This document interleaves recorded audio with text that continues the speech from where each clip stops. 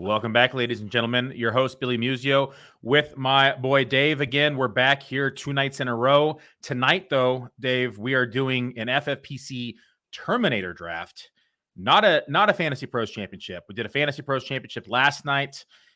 Excited to get into the Terminator draft. It's been a while since I've done one of these. I think it's been a while since you've done one of these. But this is a really cool format. And for those of you who don't know what the format is, it is 26 rounds of best ball, and it is total points. So there's no head-to-head matchups. And the championship rounds are weeks 15, 16, and 17. So the same for the 3-week shootout. And from there, your starting lineup is 1 quarterback, 2 running backs, 2 receivers, 1 tight end, 2 flex. So it's your standard FFPC scoring. The big kicker, Dave, and the big one is we have to cut 1 player off our roster every single week. And if we forget to do so by the game time, we are actually terminated from the tournament itself. Yeah, we don't want to do that. But that would be a way to go, right? Possible with as many waiver setting lineups we have to do, but hopefully we'll put it at the top of one of our pages and remember to get a guy cut before kickoff. Yeah, it's always a curveball whenever you're having to cut players. I mean, Dynasty, we know we cut players, and we're not used to doing it in best ball, but that's what makes this format so fun, right? This is definitely a fun format. And so tonight we're thinking we've kind of worked out some magic. We think we're looking at either 2 or 3 quarterbacks, probably going to be somewhere in the 6 running back range, maybe 7, who knows? We're going to be somewhere in the 10 wide receiver range. Probably 3 tight ends, unless we don't get good ones, and that might adjust as well.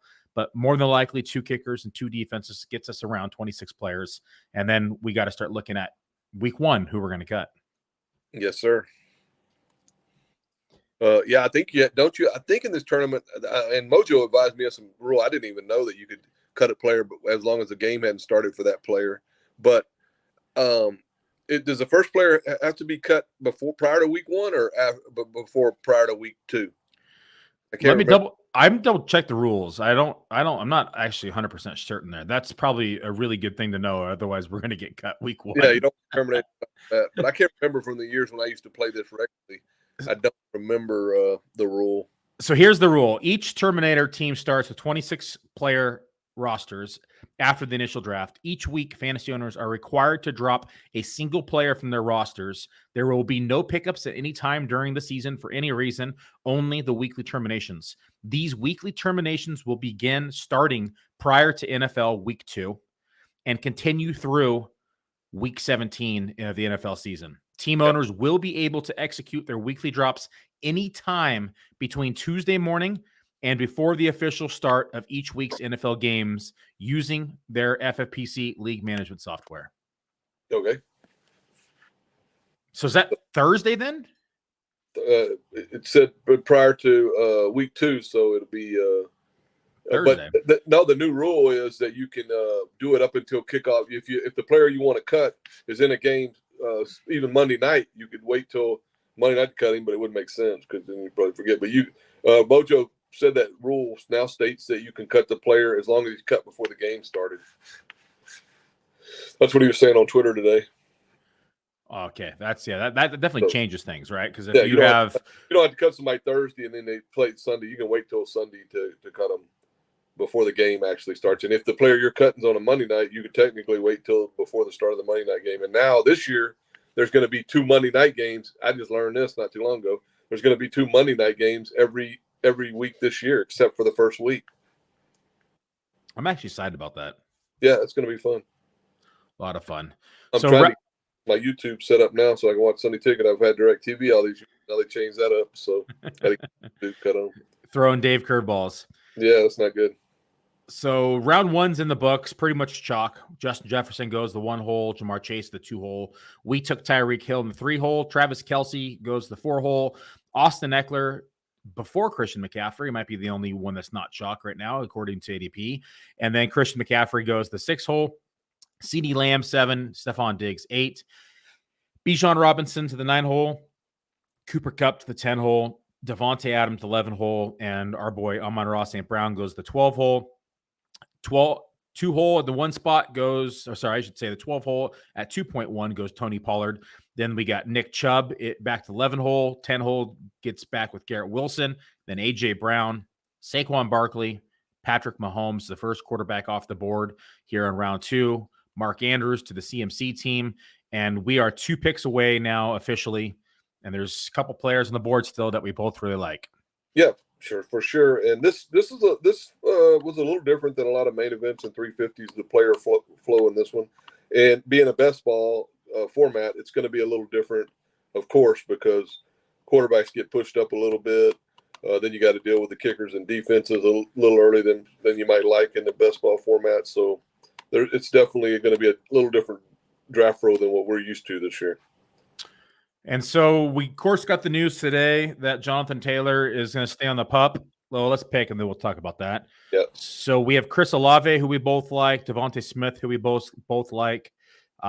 T. Higgins is there, probably more of a round 2 pick, but I probably lean Chris Olave here over Devontae Smith, but I'm good either way. I'm good with Chris Olave here. Okay. Chris Olave being locked in, done and dealt with. So Jonathan Taylor, as everyone knows, not activated from the PUP list, not traded today either. So we are expecting him to not come back until at least week 5. What are the chances you think you see in week 5, or do you think that is going to linger into the season? I'm on record. I mean, I was on a pod, the only pod I did this year, and I said I didn't think JT would be traded or play.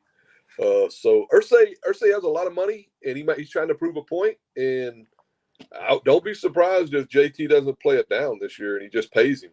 I mean, the 4 weeks are going to accrue towards his service time. He's getting paid. It's just like if you have a job and you're on sick leave. He's going to get his credit for his months of games for credit NFL service. So really, I mean, JT could just sit there all year. That's why I avoided JT in drafts. When we talk about murky situations, doesn't get much murkier than that. Because most people thought that he was going to be traded or he'd come off the PUP. So most people were wrong in that particular instance. I thought he was going to be traded. I really did. I thought that we were going to see him in Miami, maybe somewhere else. Oh, man, we're on the clock. I think I like Josh Allen here. Just secure the 1 quarterback and not have to worry about it. This format, I think Josh Allen's a pretty easy pick here for me. Me too. Okay, we're going to lock that because we can just cut our second one after. Well, he's got a late buy is the only thing. That's the only downfall. But it doesn't matter in this format. I mean, he could have injury. We need 2 anyway in this format at least. So I do like him there. Okay, so quarterbacks out of the way, at least for the time being. Two wide receivers. Back to JT. Yeah, it was an interesting development. I talked about it on the Fantasy Pros podcast that it was didn't listen to my own advice when I took him in the best ball at the 3-8 when he fell to me. But I don't even want to talk about that team, actually. I don't even have a piece of this team, and I'm still mad. So I wish I'd have been in the draft with him because I'd have talked him out of that one. But oh well. Yeah, it was a I got a Tyreek in the 8 or 9 hole. I think it was 9 hole. Yes. And then Tyreek fell to me the 9 hole. And then I got Amon-Ra St. Brown on the way back. And then I took JT at 3-9, thinking I was getting cute, that it would be a home run hitter. And nope. It looks we have a rough joke sometimes when we draft together, and I draft with some other guys that I mess with. And I say the team's too good, so we had to slow it down. I mean, you don't want you want to give the field a little bit of chance and hope. So you got to slow the thing down a little bit. I'm building that thing for the shootout, Dave. I just know I'm getting there already. I hear you. Good time. Oh man, yeah. Now I'm regretting that pick. That was a sick build to start too. Yeah, I did go a little extra heavy running back just in case, but that could carry you for 4 weeks because Amon-Ra St. Brown and Tyreek, I gotta believe, is that the only one of those in the best ball tournament? No, there was 2 others actually. Oh wow! But when I added JT, because the other person on the board was still DK, who I had in the queue as well. Yeah. And I was going to add DK, but one of those 2 teams had DK. So I went with Jonathan Taylor is why I did it, to give myself a more unique build. Yeah. But still, at least I added Evan Hole to the build later. Okay. There you go. I have at least an out. So you waited till later to get the Colts running back 1. I see you working.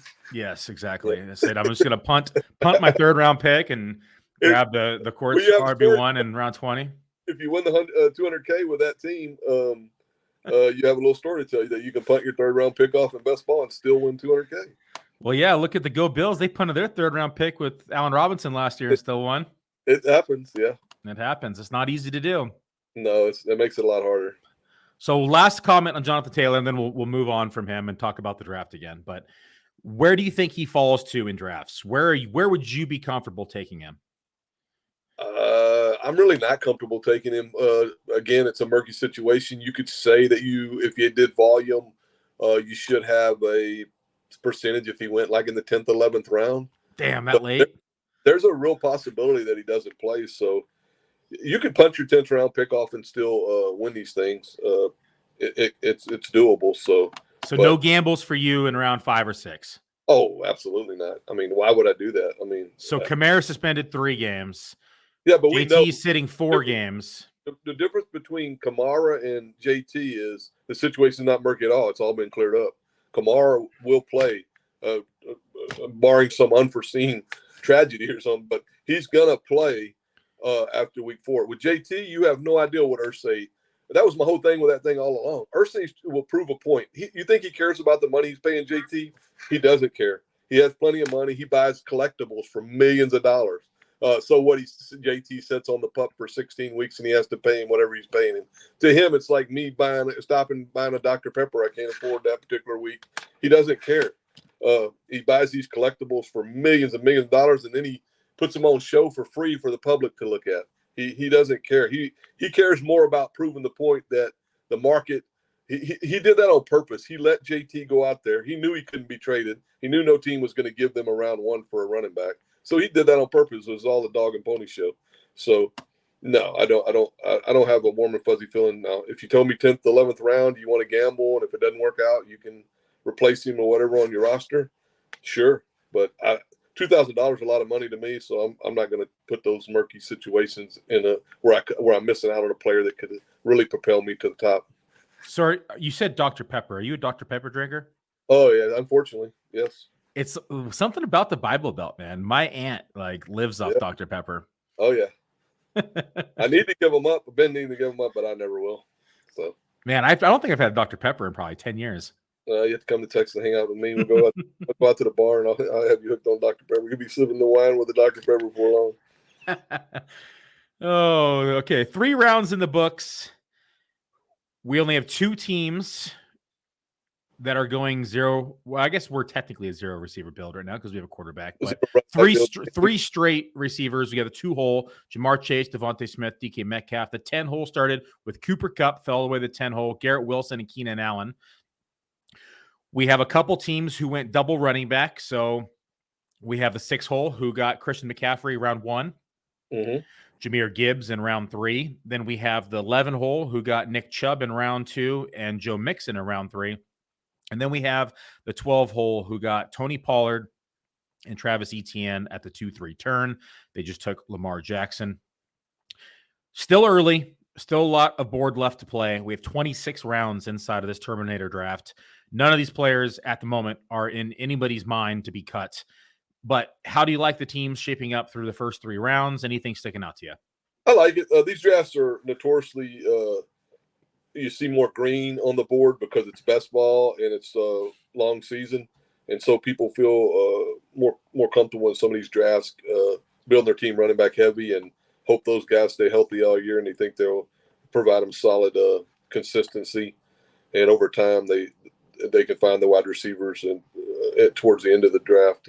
So you see a lot more like Damian Pierce there. He goes routinely in main events, 6th round, late 5th. Here he goes 4-3. Aaron Jones, kind of the same thing. He goes middle of the 4th round. He goes a little earlier because teams favor running back heavy builds in this format more than the other formats.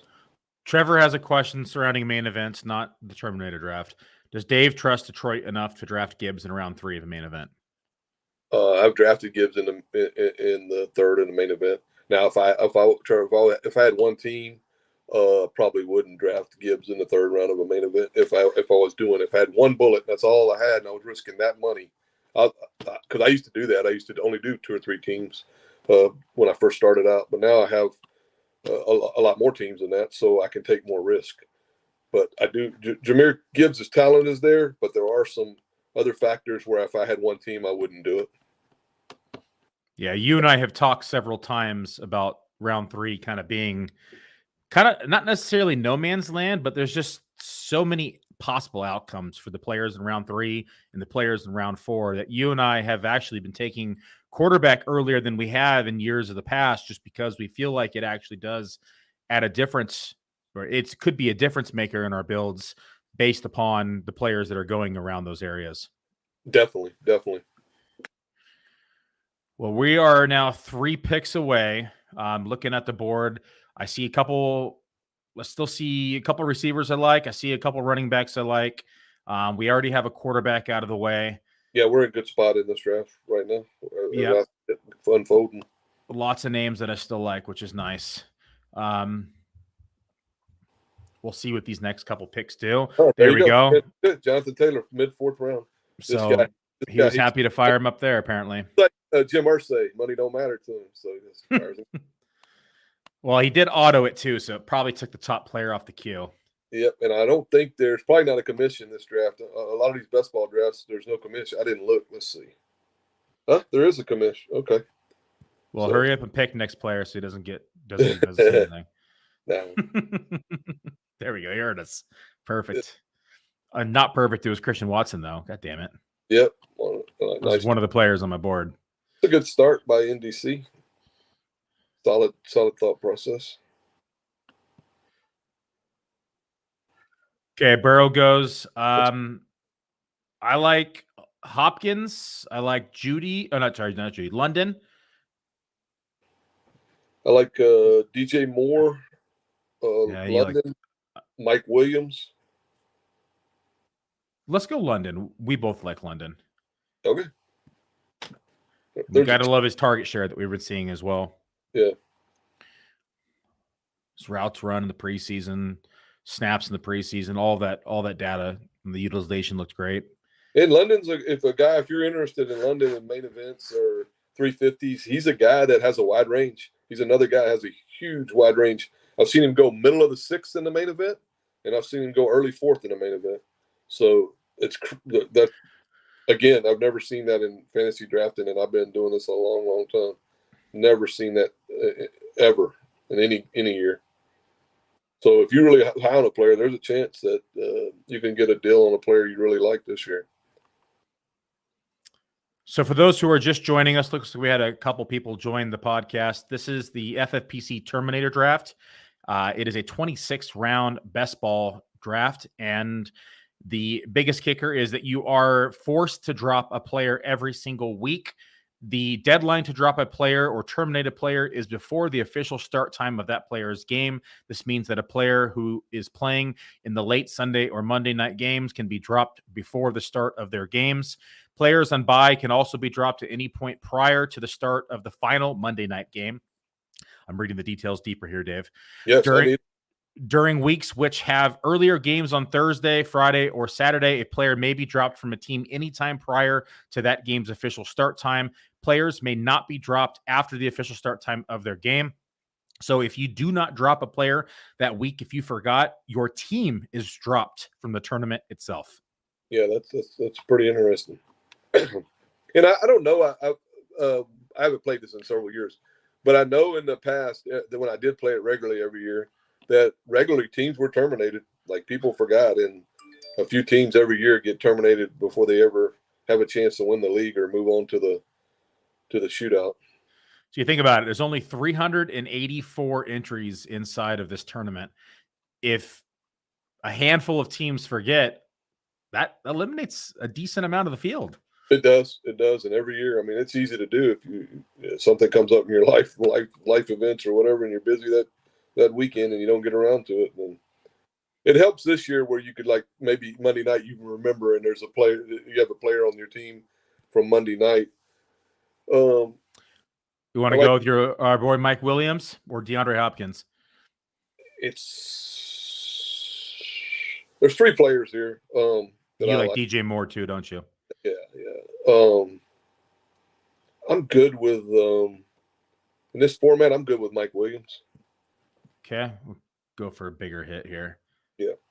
We'll go for a big Mike Will season with Kellen Moore in town. Yep, those are all receivers with high upside, so I like it.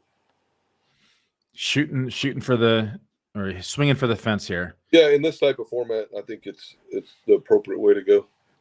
No head-to-head, as a reminder, folks. It's total points only, so we're not hitting doubles and singles here tonight. We're hitting home runs. Yep. Yeah, it's a lot different thought process than doing a confined league or doing a main event. It is a smaller, so I don't know if you need quite the ceiling that you just need to get out of your league and be able to cut the right players is the main thing with this tournament. Yeah, and 4 teams actually move on from the league. So there is 12 team leagues, or say 12 teams in each league. The top 4 teams from each league with the highest accumulated scores from weeks 1 through 14 will earn a spot in the championship round. The championship round is just like the shootout at FFPC. It's weeks 15, 16, and 17. And so you just got to get there. So we got to finish in the top third of the league, get ourselves a shot at the overall prize. Yes, sir. And the overall prize in this one is $25,000. Again, there's only 384 teams. If you do win your league, you get first place gets a FFPC main event league credit, which is valued at $2,000, or you can take the $1,450 in cash. Second place is $350. We're going to take a quick break from the draft board. When we get back from hearing from our sponsors, we're going to keep talking about the strategy of this FFPC Dominator. Nice. Hey, it's the Podfather of great news. The 2023 draft kit is live. It is world famous. Why? Because it is the best resource for winning fantasy football championships that exists. There are rankings and cheat sheets for every format you can imagine. We have projections both at the team level and the player level. And wherever you are, you can click on a player, open them up, and see in-depth written analysis about what to expect in fantasy football from that player this year. And then you can click on the team, and you can get even more in-depth analysis, all the drivers of fantasy production, both in a positive and negative direction for that team, including a signature trend. And the graphics are incredible. So these team insights, they give you the team level projections, the vacated targets, the vacated ARs, and that one dynamic for each team that you need to know when making decisions on draft day. And we added a bunch of features. I mean, individual cheat sheets for Theo and Billy and Dario. So you could take your favorite analyst and download their personal draft cheat sheet. And then in the commissioners section, also brand new this year, Memphis Young lays out everything you need to know to manage a league, do's, don'ts, tips, and what the more innovative fantasy commissioners are doing this year. That's presented by Trophy Smack. The whole package is presented by the Fantasy Football Players Championship, the FFPC, Ray Garvin, Derek Brown, the best minds in the industry contributing analysis. It's certainly not the most inexpensive draft kit on the market, but it is the best. PlayerProfiler.com/draft kit. PlayerProfiler.com/draft kit. Go get it.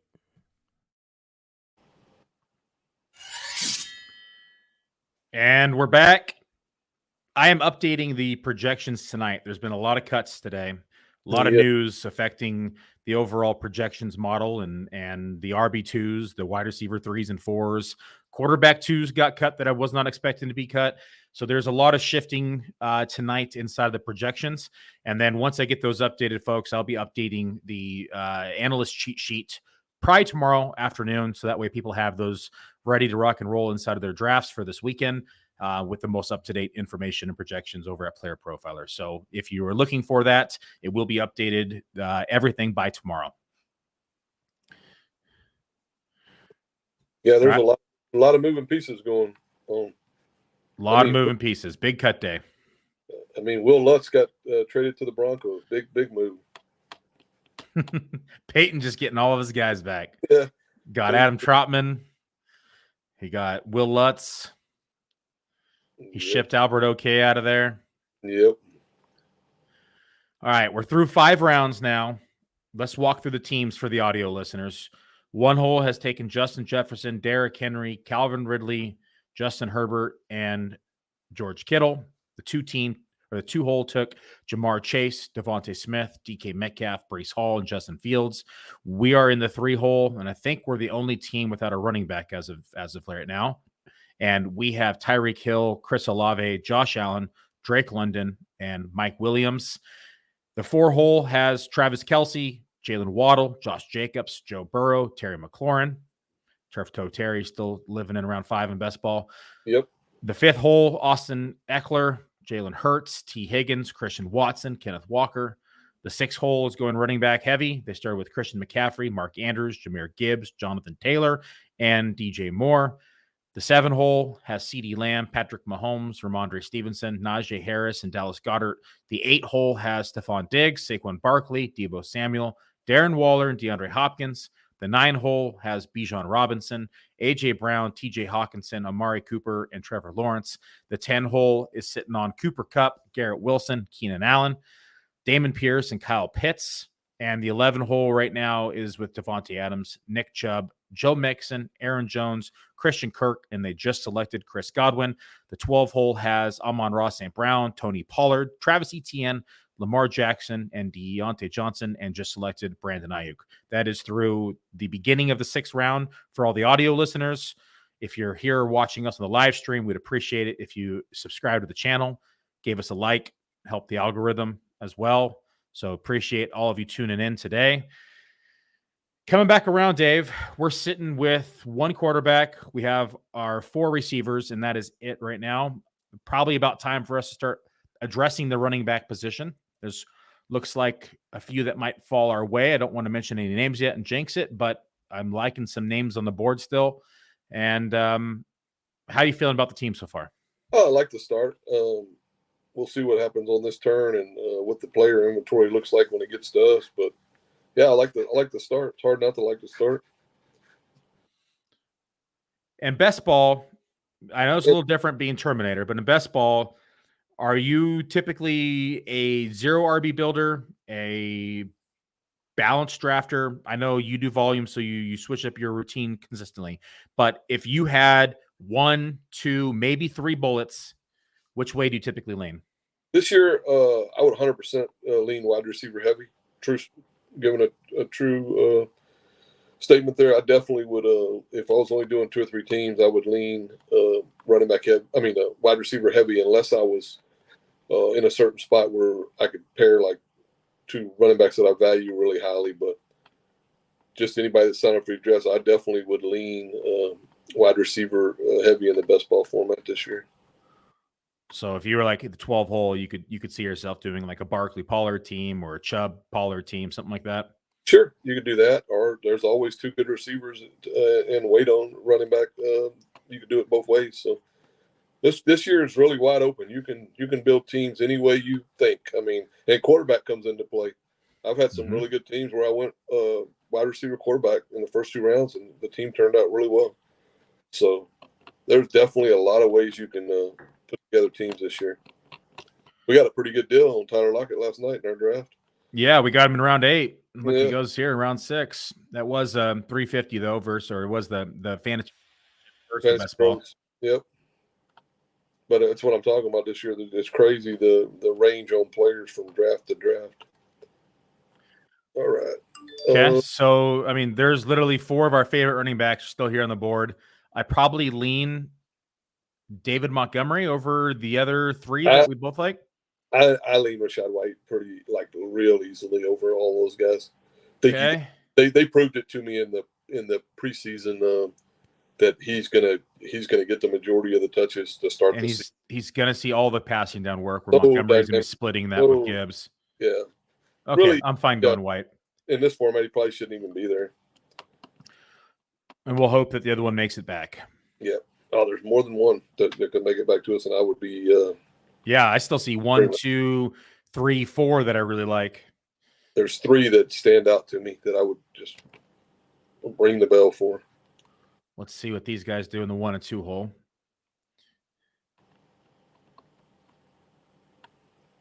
They both have quarterbacks. One has tight ends. So I think I like White more in this best ball. Yeah, best ball. It's you don't even need to worry about starting them now. It's just gonna optimize your points. It's a good value on James Cook too. I don't mind him.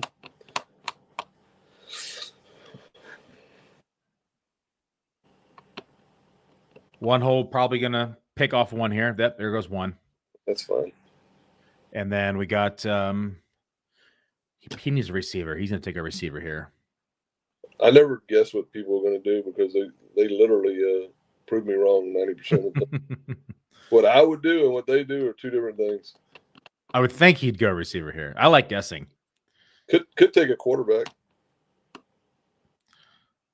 He shouldn't take a quarterback, but he could. Safety first. Safety first. It's like being in the forest, the life vest on. He's on the end. He don't want to get caught in a run. He could take a quarterback. It's like standing out in the middle of the forest, the life vest on in case there's a flash flood. He won't. I actually know that. No, I've drafted with this guy before. It's in the 1-0. He's a good drafter. Yeah, a beautiful turn for his team. Just push it back. All right.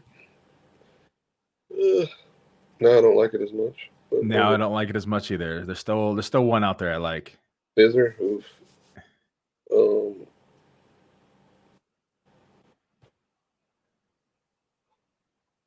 Wowzers. He cleaned it up pretty good though. That was a great turn for all these guys. These guys are really good drafters. You don't see that very often. It's probably as good as they could do on that turn. Yeah, if this other running back goes, then I don't know if it's necessarily going to be a running back. I don't know who you're even talking about, the other running back. No. I think I know, but I've kind of soured on him. Miles Sanders was the other back for me. Yeah. We could take Miles Sanders here, or we could go one running back and build on our strength. It's up to you. Who would you replace him with? I'd be okay. I mean, I like John Dotson. I know you don't really like John Dotson. There's Pittman. I like John Dotson, and maybe I like him more in best ball. Okay, I would go Jahan Dotson over Sanders. Okay, I'd go Gabe Davis over Sanders too, with Josh Allen on the team. Yeah, we could go Gabe Davis. I'm fine with that. I'm taking a share of Josh Dotson, the kid. I love his talent. I don't like his situation this year, but I love his talent. So his ceiling's high. This is a small tournament. He's going to have weeks. So if you want John Dotson here and skip, don't worry about the stack because it's a smaller tournament. I'm fine going with the stack or going with Miles Sanders. I'll let you pick. Take Jahan Dotson. I don't own a lot of them, and I love the kid. I like the talent a lot. I like him a lot, and I like him better in best ball than I do in redraft this year. Redraft is going to be hard to start because their offense is going to be so putrid. But in best ball, he's going to have spike weeks, so it's what you're looking for. And in this tournament, I'm not that as concerned about stacking as I am in other tournaments because the tournament's so small. You're just trying to get to the week you need to get to. Giselle said he took Christian Kirk over Drake London in a draft, instantly regretted it, and he's been makes him want to throw up. He's been trying to shop Kirk ever since. Yeah, that would make me want to throw up too. I think there's some legit concerns with Kirk not playing full snaps this year. So you got a guy that's not going to be on the field. He's not going to get near the target share that Drake London's going to get. So I don't think you're going to make a living drafting Christian Kirk this year over Drake London. No, I got him separated quite a bit in the rankings as well. Yeah, they should be, in my opinion.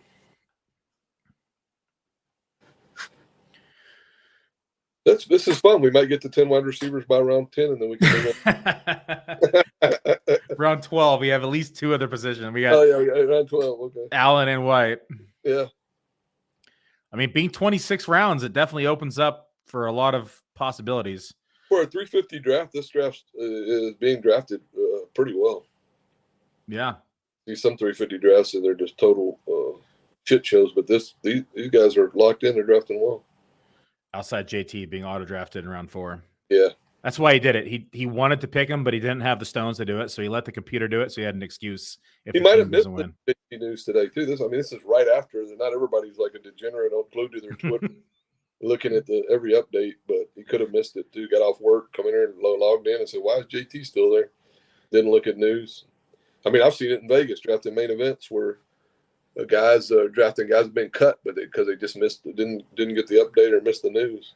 Are you calling us degenerates, Dave? We probably, but if they look up degenerate in the dictionary, they probably got our two faces right there in the grab two degenerates to a T. It's as degenerate as it gets. Yeah, we're pretty close. On a scale from 0 to 10, us being 9 and 10. We're right there, brother. It doesn't get much worse than us. If it does, I don't want to see it. Oh man. I know my wife's just accepted the football degenerativeness. Is that even a word? Degenerativeness? Yeah, it's a nice word.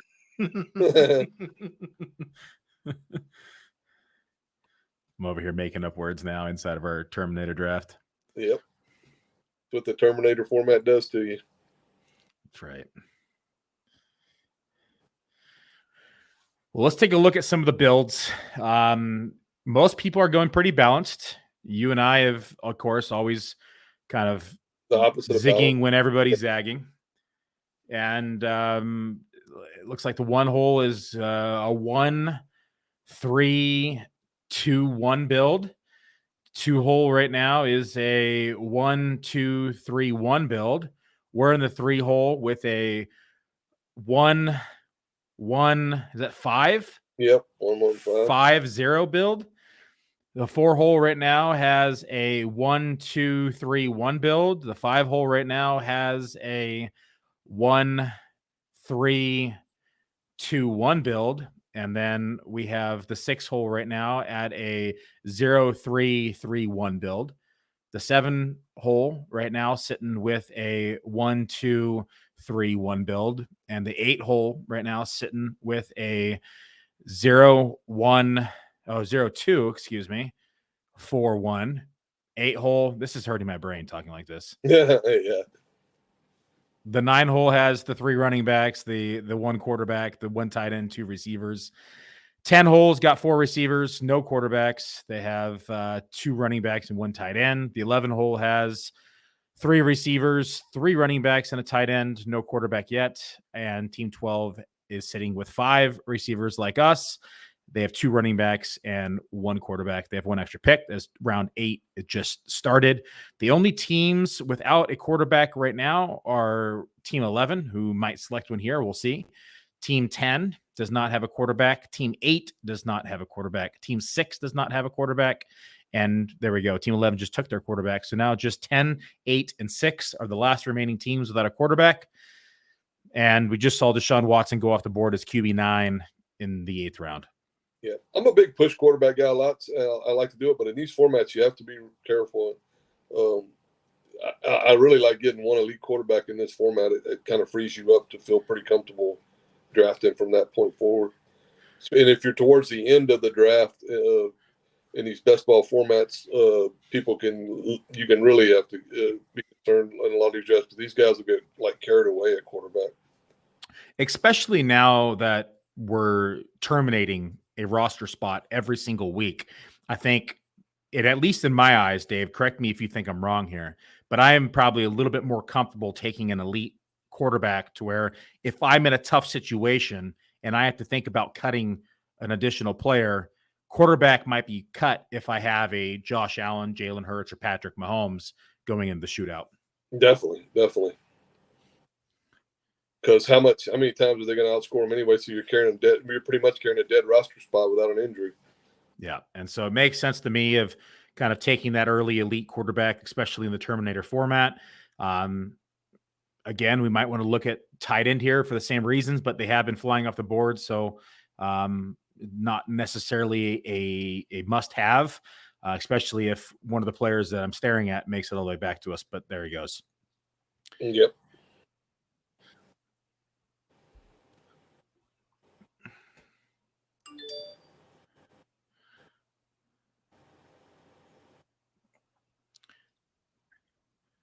Okay, I'm looking at Dalton Kincaid with our stack here, Dave. I like Tua with the stack with Tyreek Hill. Yep. I'm fine with I like Dalton Kincaid a lot with the build and with the stack. Go ahead and get a tight end because that takes care of 2. And yet it's exactly killing 2 birds with 1 stone. We need a tight end and we get a stack. Yes. Okay. Dalton Kincaid is selected. Gives us a little bit more of the bill stack. Now I'm kind of wishing that we maybe did take Gabe Davis last round over Jahan Dotson, but I'm okay with it. Yeah, we're not trying to beat 10,000 teams or something. It's fine. Yeah, 384 to be exact. Yep.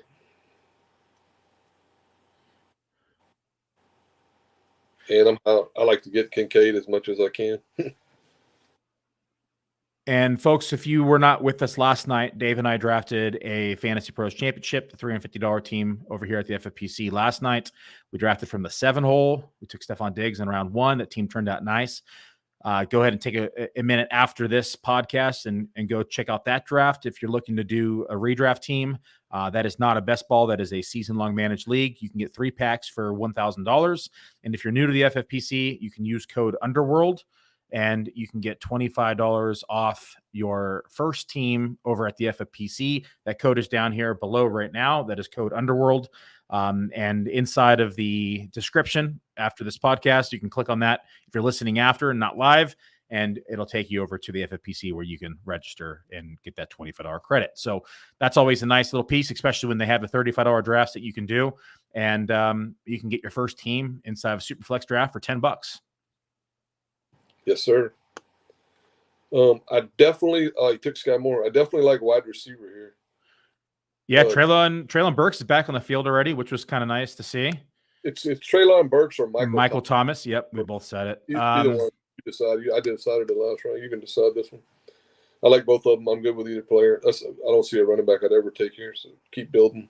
No, the only other player I'm looking at would be Dalton Schultz and having two solid tight ends. I don't mind that either, but I lean Burks or Thomas pretty heavily here. I think both work. Let's look at the shootout schedule. How much time we got? 26 seconds? 24 so seconds. Tennessee has Houston, Seattle, Houston, and New Orleans has Kansas City, Denver, Buffalo. Is that right? No, I'm looking at the wrong schedule. No, they got Giants, Rams, and Tampa Bay. They're both nice. They're both nice. Let's go ahead and go Michael Thomas. We'll think they'll probably pass more. Okay. I like Derek Carr this year. We know that he's always thrown the ball a bit. We can expect him to continue to throw the ball, especially the first 3 weeks with Kamara being suspended. So I think they'll definitely have a lot more attempts than Tennessee will. Yes, sir. I like this build a lot. So we have 6 receivers. We said we wanted 10. We're getting close to that number. Yeah. Hopefully we don't go 11. We'll start looking at running back here shortly, probably. Yeah, at least by round 14. We'll find some. Yeah, 26 rounds opens up a lot of possibilities. You can go many different ways. Yeah. There's some players pretty deep, too. This team is all about – this format is all about scoring points, right? Yep, so it's no head-to-head. Yeah. It's total points only. Yep. So I'm going to run the most explosive team I can out there. Yeah, we don't need to worry about hitting the start button any day of the week. Just automatically optimizes after we cut them. Zeke Elliott, 9th round. Pretty nice. Pretty nice value there on Zeke Elliott in the 9th round. And folks, if you want to test your luck inside the Terminator tournament, there are 2 teams, or to say 2 drafts that are filling for tomorrow night. There's one at 7 p.m. Eastern. There's one at 10 p.m. Eastern. 7 to 10 p.m. Correct. I almost misspoke. Oh, it's because it's 31st and the 30th. So next 2 days, only 3 spots in tomorrow's draft. And then Thursday, there's only 2 spots in that draft. So these are filling pretty quickly, at least 1 a day. Yes, sir. Yeah. They'll sell this thing out pretty. I think I looked and they had 98 teams left. So I think they'll easily sell this thing out. Yeah, there's 93 as of right now. Yeah. And they have a solid week of drafting, a little more than a week of drafting left. And even the Fantasy Pros contest has picked up some steam. I didn't think they had any shot at selling that out, but every year it seems like right at the end of the year they start picking up steam. I guess everybody trying to get their shot in there for $1 million. And I know the draft-a-thon on I rarely draft in that because I'm usually doing mains or heading to Vegas or whatever, but they have their draft-a-thon every September, and they tend to sell a lot of leagues in that thing. Some of that money goes to charity, so it's a great thing. 7,875 teams right now left inside the Fantasy Pros Championship. Over at the main event, let's take a look at what they got at the main right now. They're down to 1,026 teams, so that thing should fill up this week as well. Might get some overlay at the Fantasy Pros Championship, which would be. Yeah, I think they will. I think it'll be a little. I don't see. I think so that many teams in the time left, but they'll probably get a good push and be pretty close. They'll be close, but there might be a little overlay for all of us degenerates who like that word. When it comes to the prize money and everything that everyone's competing against. When I'm down in Vegas, I'll probably be mass entering the 350. Dave said last night he did 100. We're going to ask him again on Saturday night next week, and he's probably going to be at 150. Probably not going to answer truthfully because it's bad enough. I'm just going to be shaking my head. Dave's going to be doing waiver wires all day. I'm definitely going to get there. I'm getting to Vegas on Tuesday this year, and I'm going to be doing waiver wire on Tuesday, and I'm going to take a break and go eat with some friends. We have a tradition, and we always go eat Korean barbecue out there at this one place. So other than that, I'm going to do waiver wires all day Tuesday and Wednesday. I arrived Wednesday. I got the 5K draft at Wednesday night, and that's the only draft I have Wednesday. And then Thursday, I got a couple drafts. Friday, I think I have 3 or 4. Saturday, I think I have 3 or 4. And then we get everything set that night. You and I do. We tweak it Sunday morning, and then we watch football all Sunday morning. Yep, all day. All day. When are you going? When are you going back to Oregon? I leave Monday morning. Monday morning, okay. Get home, I'll pick the kids up from school, and then I'll come home and make dinner and probably watch Monday Night Football. Yep. My kids love football. It's just like, I mean, it's engraved in them now. And it's so funny because, they're 7, soon to be 8, and 5, soon to be 6. So they only know the 49ers of the last few years and dad talking. And so anytime Debo pulls up and I say Debo's hurt, or my daughter is like, again? So she knows. So you're saying we can't go get ice cream? Debo's hurt. Yeah, she already knows who's injury prone. Yeah, Twitter was at an all-time high today. Some of those video guys they were putting out. The funniest one I saw was the guy was saying, hold the line with JT. And at the end, he says, that's not good. And then he calls somebody on the phone, I don't know if it's wife or what, and says, sell the house. We lost everything. That hit home with me. That's funny. Oh, man. That goes to show you, if you're doing any kind of volume, you shouldn't get in a rut. I used to be real bad about it. I've said this before about drafting the same player over and over again. I love the player. But in their first round, second round, there are other players that you probably should be mixing in your portfolio because it's the NFL. Stuff happens, injuries, contracts. They might get in trouble off the field. You just never know, and so you don't want to have all your eggs in one basket, and then something happens, and then you're fighting an uphill battle the rest of the year. You can still recover, but it makes it a lot harder. And Dave, I know the answer to this, but I'm going to ask you for the listeners. Do you ever look around you outside of maybe the turn? So I know we both do this. So as we're coming up here at the tail end of round 10, we look at the other teams around us to see if we need to take a player that they may possibly take, or let's just say that they each had 2 tight ends. We know that we could possibly push tight end. Outside of that, do you really look at other teams in a draft room and look at what they're doing while you're drafting, and does it influence you at all? No, other than the teams, like if I'm on the 3-0 or the 4-0 and there's somebody behind me, and like you said, I haven't taken quarterback yet, and I'm kind of familiar with the guys that are drafted in that draft, and I know they're not going to just take 2 quarterbacks just because, then I might try to take another position I really want and push the quarterback around. There's a lot of things you should be looking at in the draft, but I rarely look at a team and say, I'm going to take a quarterback because I really don't care in a tournament drafting format whether he has a quarterback or not.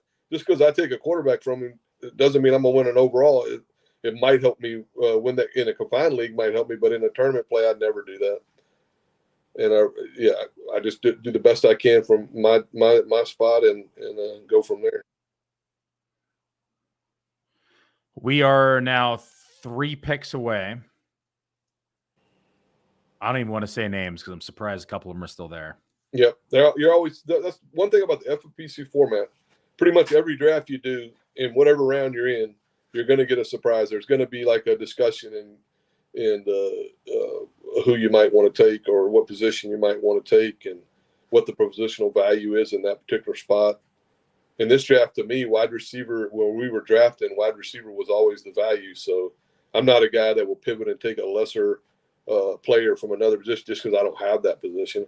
I'll wait. There's always guys later in the draft that might have the same value as the guy I wasted the pick on, and I could have created an edge for my team, and I didn't.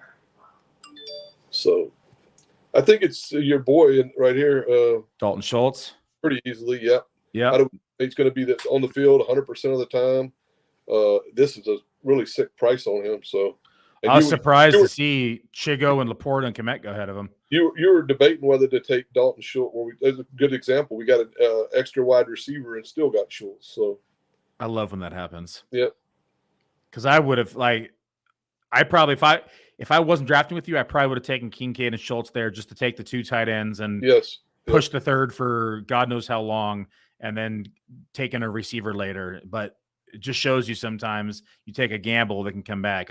Did not think it was going to happen, quite frankly. Yeah. I never say it can't happen. I don't know how many times I've drafted with people and the guy we discussed comes back. I did it in the main event.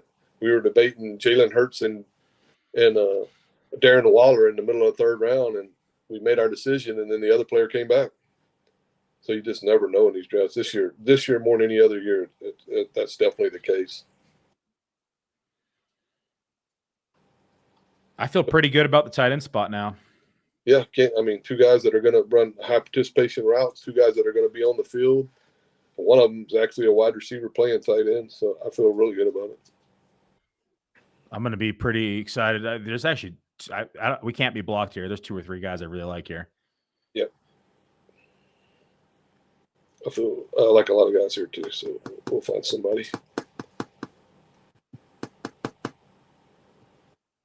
Might be one of my favorite best ball teams. I've done a bunch of best ball, Billy, not near as much as Billy does, but I've done several. This actually might be one of my favorite builds we've done. But we're not. This tournament you don't have to look at the correlation or the stacking as much, in my opinion. Yeah. If it comes to you, fine, do it, but you don't have to push it and try to do it. Yeah, week 17 is not as important in a 384-person tournament versus 10,000, 20,000, 677,000. Okay. I kind of want to go Tua and be almost done at quarterback because it stacks with Tyreek, or we could go A-Chain as well. I'm fine going Tua. I would have pushed for Gainwell if he'd have made it with this build, but yeah, that was the other player I was looking at, but he's not here. I think Tua makes a lot of sense. Okay, Tua is locked, and now we're pretty much done at quarterback too. Yeah, very nice. Yeah, Gainwell was the second one in the queue. I had Tua, Gainwell, and then A-Chain was in there. Yeah. Nice. Team's looking good. We'll clean up at running back now. Add a couple more receivers. Yeah, it's very well done. Very well. We're not even halfway done yet, dude. No, this thing goes on. That's what they have. I haven't done these 26 round drafts in quite a while. All are mine. I said I was going to call Alex up and request that he add 2 rounds to the main event and the 350s next year. I know he won't go for that, but these 26 round drafts are something that a lot of people do these regularly. I don't, but because now you got to mix in the kickers and the defenses and find a spot for those. So yeah, if you think about it, you're taking 2 of each of those. So realistically, you're only expanding the best ball pool by 2 picks outside the defenses and kickers. Yeah. And then there's debates between people that do these 26 round drafts whether optimal is 3 defenses and 3 kickers based on math, but I don't know. I don't do it enough to say for certain over a course of a season that's accurate, but that's 23% of your roster space on kickers and defense. I don't think I'd want to do that. Yeah. 4 divided by 26 is 15%. That seems without actually running all the math and checking it, all the history over the years. Yeah. Top of my head, I would say that 4 seems more optimal because now you're allotting 2 more spots at receiver or running back where you're going to be starting 2 at each position. Yeah. Versus the 1 at each position. I would think quick math in my head, it makes more sense to go down that way. Yep. Especially because you got flexes as well. So technically you're starting 4. You could be 4 at one position. Sure. Definitely. Philly defense for right off the board in round 11 fired them up. Yep. You'll see that. I mean, that's one thing about this format. You'll see, like, we haven't done a lot of drafts where it involves taking kickers and defenses in best ball, but you'll see the kickers and defense. There'll be runs where they just start taking them and they go. I'd be fine with that. Push some green our way. Yeah. Maybe Green. we'll see. Maybe Green. We'll see the GOAT get fired up here. Someone will fire Justin Tucker. Green's Over under in 2 rounds. Justin Tucker, yeah, he'll go in the next two rounds in this format for sure. I mean, he should. He kicks touchdowns, so He does kick touchdowns. does it consistently too, right down the middle. That was like last year. Like all of us expected him to make that. Was it 66 yards? Remember that kick? Yeah. It was cold that night, kind of too. I think, if I remember right. Just him missing it was. I think all of us just expected it was going in at 66 yards. Any other kicker, and you're like, "There's no way he's making this." Yeah. Justin Tucker, and you're like, "Oh man, this is going in." Yeah, too bad they done lost. Yeah. All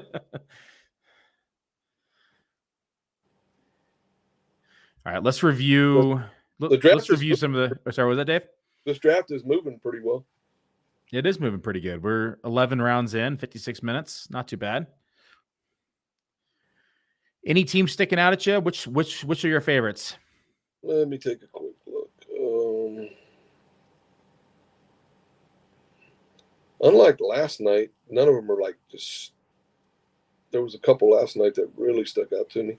I would say my personal favorites are the 2 and the 12 hole. I like the 2 hole. I don't like everything that either one of them did, but I like enough of it. They're probably the 2 that stick out to me. Yeah, I like the 2 hole. I probably would have picked somebody else over McKinnon, but outside that, I like everything else he's done. Yeah, he's done a few best ball drafts, guaranteed.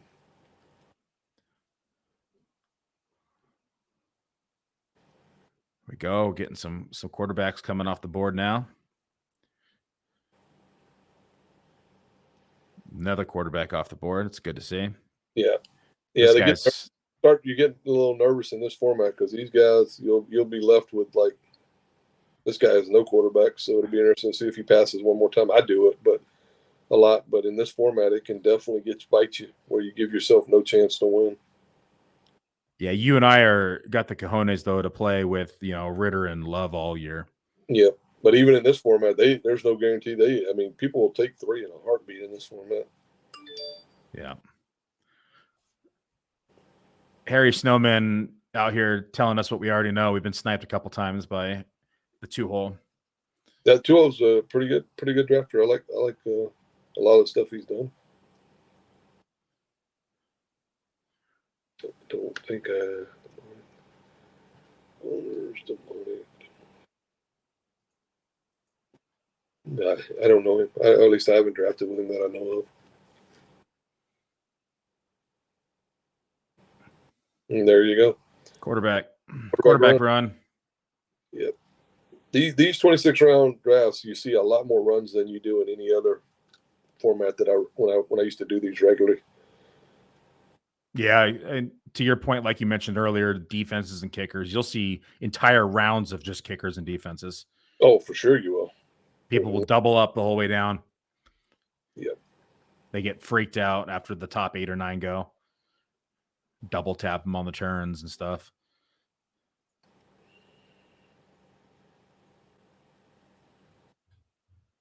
Man, there's players that are on the board that I was staring at last time that I still like. It's always the case in these drafts.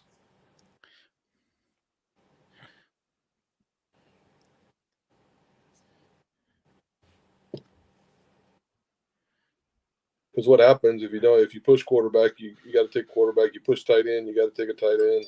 You almost have to. So that's why you and I like to zig when they zag, because we're kind of avoiding now this quarterback run because we took one early and a second one earlier than we normally do, and avoided this run. Yep, and they both make sense for our team and our structure. There's a good question we have in the chat. After we pick, I'd like to ask you this question. I know I'll answer it in part, but I'll let you answer it first to get your take on it. But let's get our pick in here. I think A-Chain with our build. A-Chain has a lot of upside. He should get touches when he gets healthy, so I'm good with it. Back at practice, so that's good. Yeah. Okay. A-Chain matches the build too. He goes with Tua. I mean, we're not looking to stack, but I don't even know. I mean, he goes with Tua and Tariq, so I think it's a good pick for our team. Okay, we got our next pick coming back, and then I'll get that question answered here from Keeping It Fresh inside the chat. But right now we have our 2 running backs, we have 2 quarterbacks, we have 2 tight ends, and we have 6 receivers. 1, 2, 3, 4, 5, 6. Yep. Feeling pretty good. Yeah, I feel really good with his build. The team, I mean, you look at the team and you honestly evaluate it. It has one weakness. The running backs have to provide production. Yep. That's what it boils down to. I like have one weakness on a team rather than multiple positions being weak. And in this format, I think I like it. It's even in any format it matters, but in this format, I think it matters even more. Yeah, and especially in redraft where you can make up for the weakness with volume. Wait right? for a while, yeah. You can take a bunch of upside shots at the running back position late in redraft, and best ball we can't pick them up, but we can drop them. So if they're not performing, they could be an easy cut. Yep, for sure. Right, I should say the Terminator best ball, not normal best ball. People are probably listening like, what the hell is he talking about cutting? Yeah. And for those of you who just tuned in with us, this is the Terminator draft at FFPC. It's a $350 best ball draft, 26 rounds, and each week you have to cut one player off your roster. And if you fail to cut somebody before the Monday night game, if you don't have someone in the Monday night game before whatever that last game is, so if all your players play Sunday, if you forget to cut somebody by the game time, your team is cut from the tournament itself. So it's very important to remember to cut your player.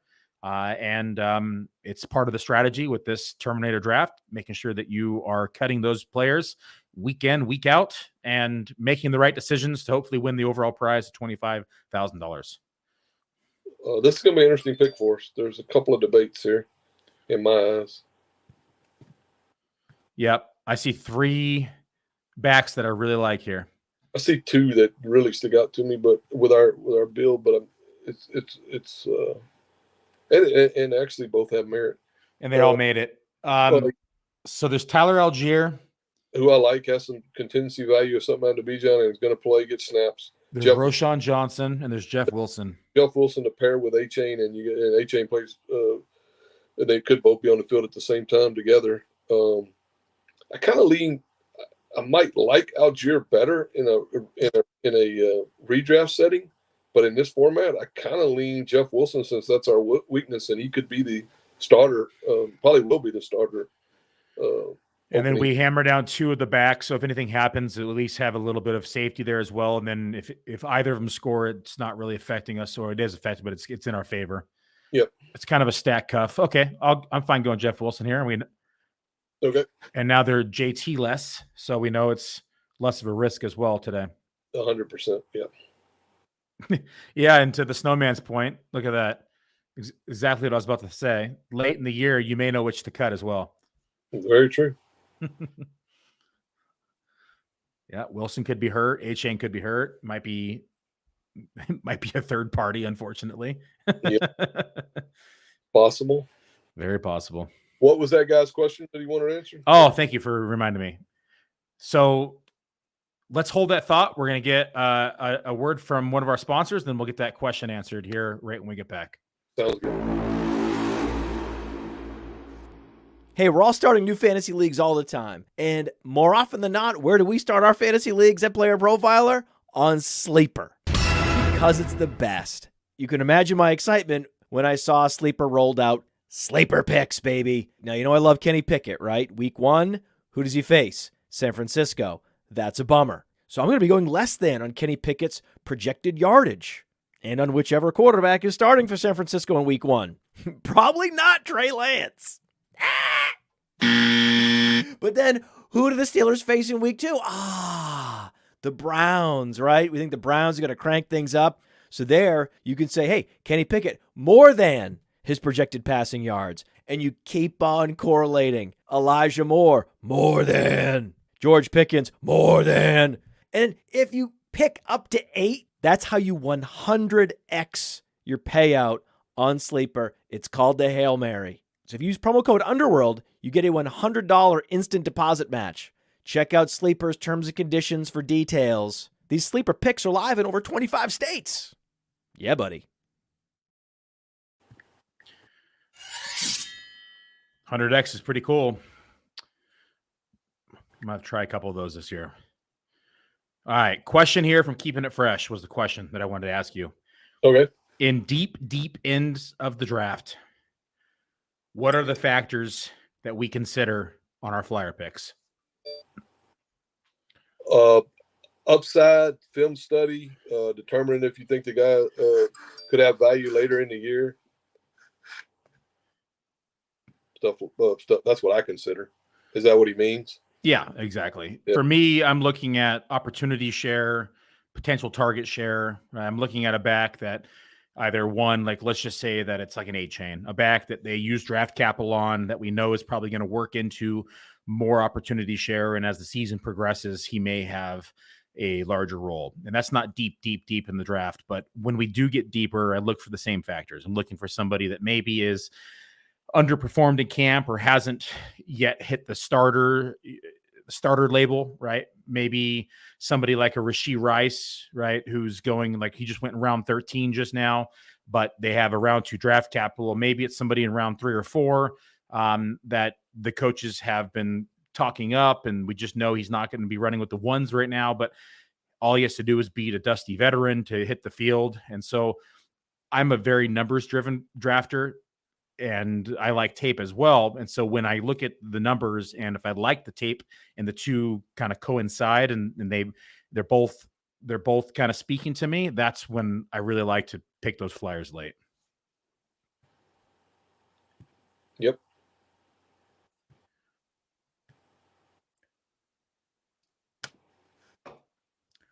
All right. 13 rounds almost in the book. We've reached the halfway point.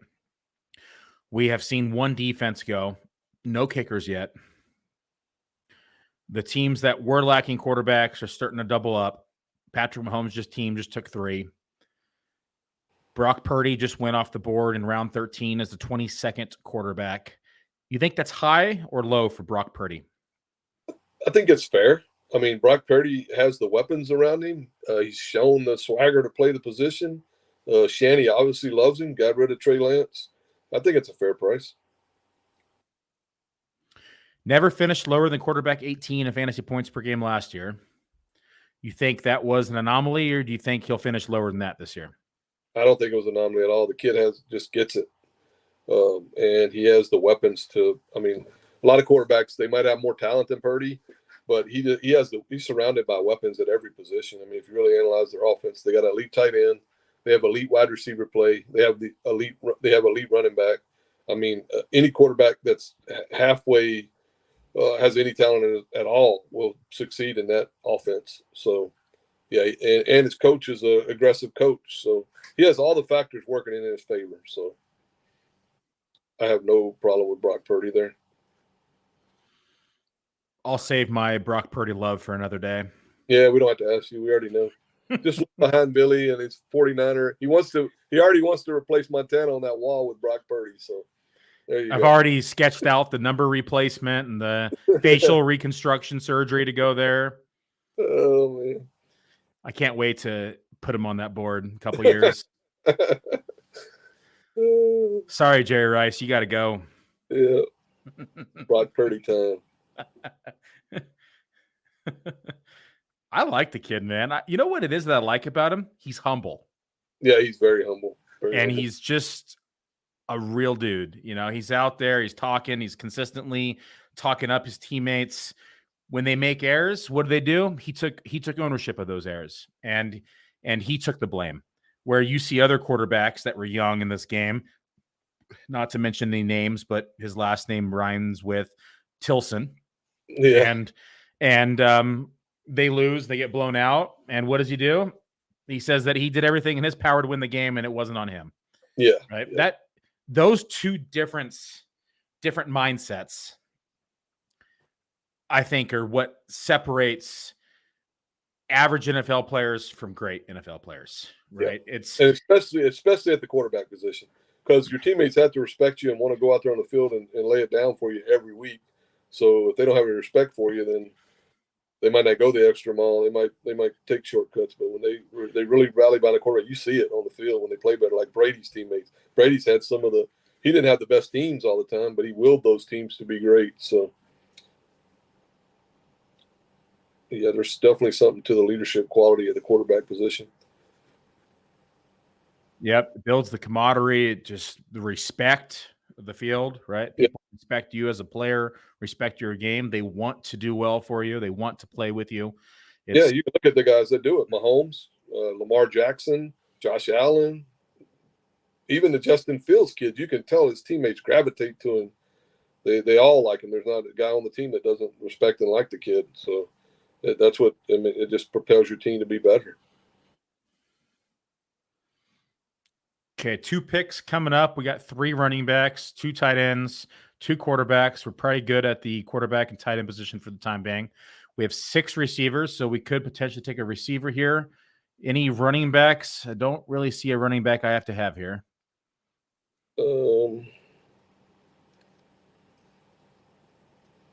I could take a running back here, actually. You looking at Kendra Miller? No, I'm looking at Evan Hull. I think he's a running back there, maybe all year. I think this is a real fair price for him in this format where you don't like week 1. I think he's going to be the starter there. So, and he could be the starter the whole year. So yeah, Hull and Dion. Yep, I think Hull kid picked with his pass protection. The receivers are all similar. I mean, there's guys there, but I don't see anybody that really with what we have already is going to put us over the top.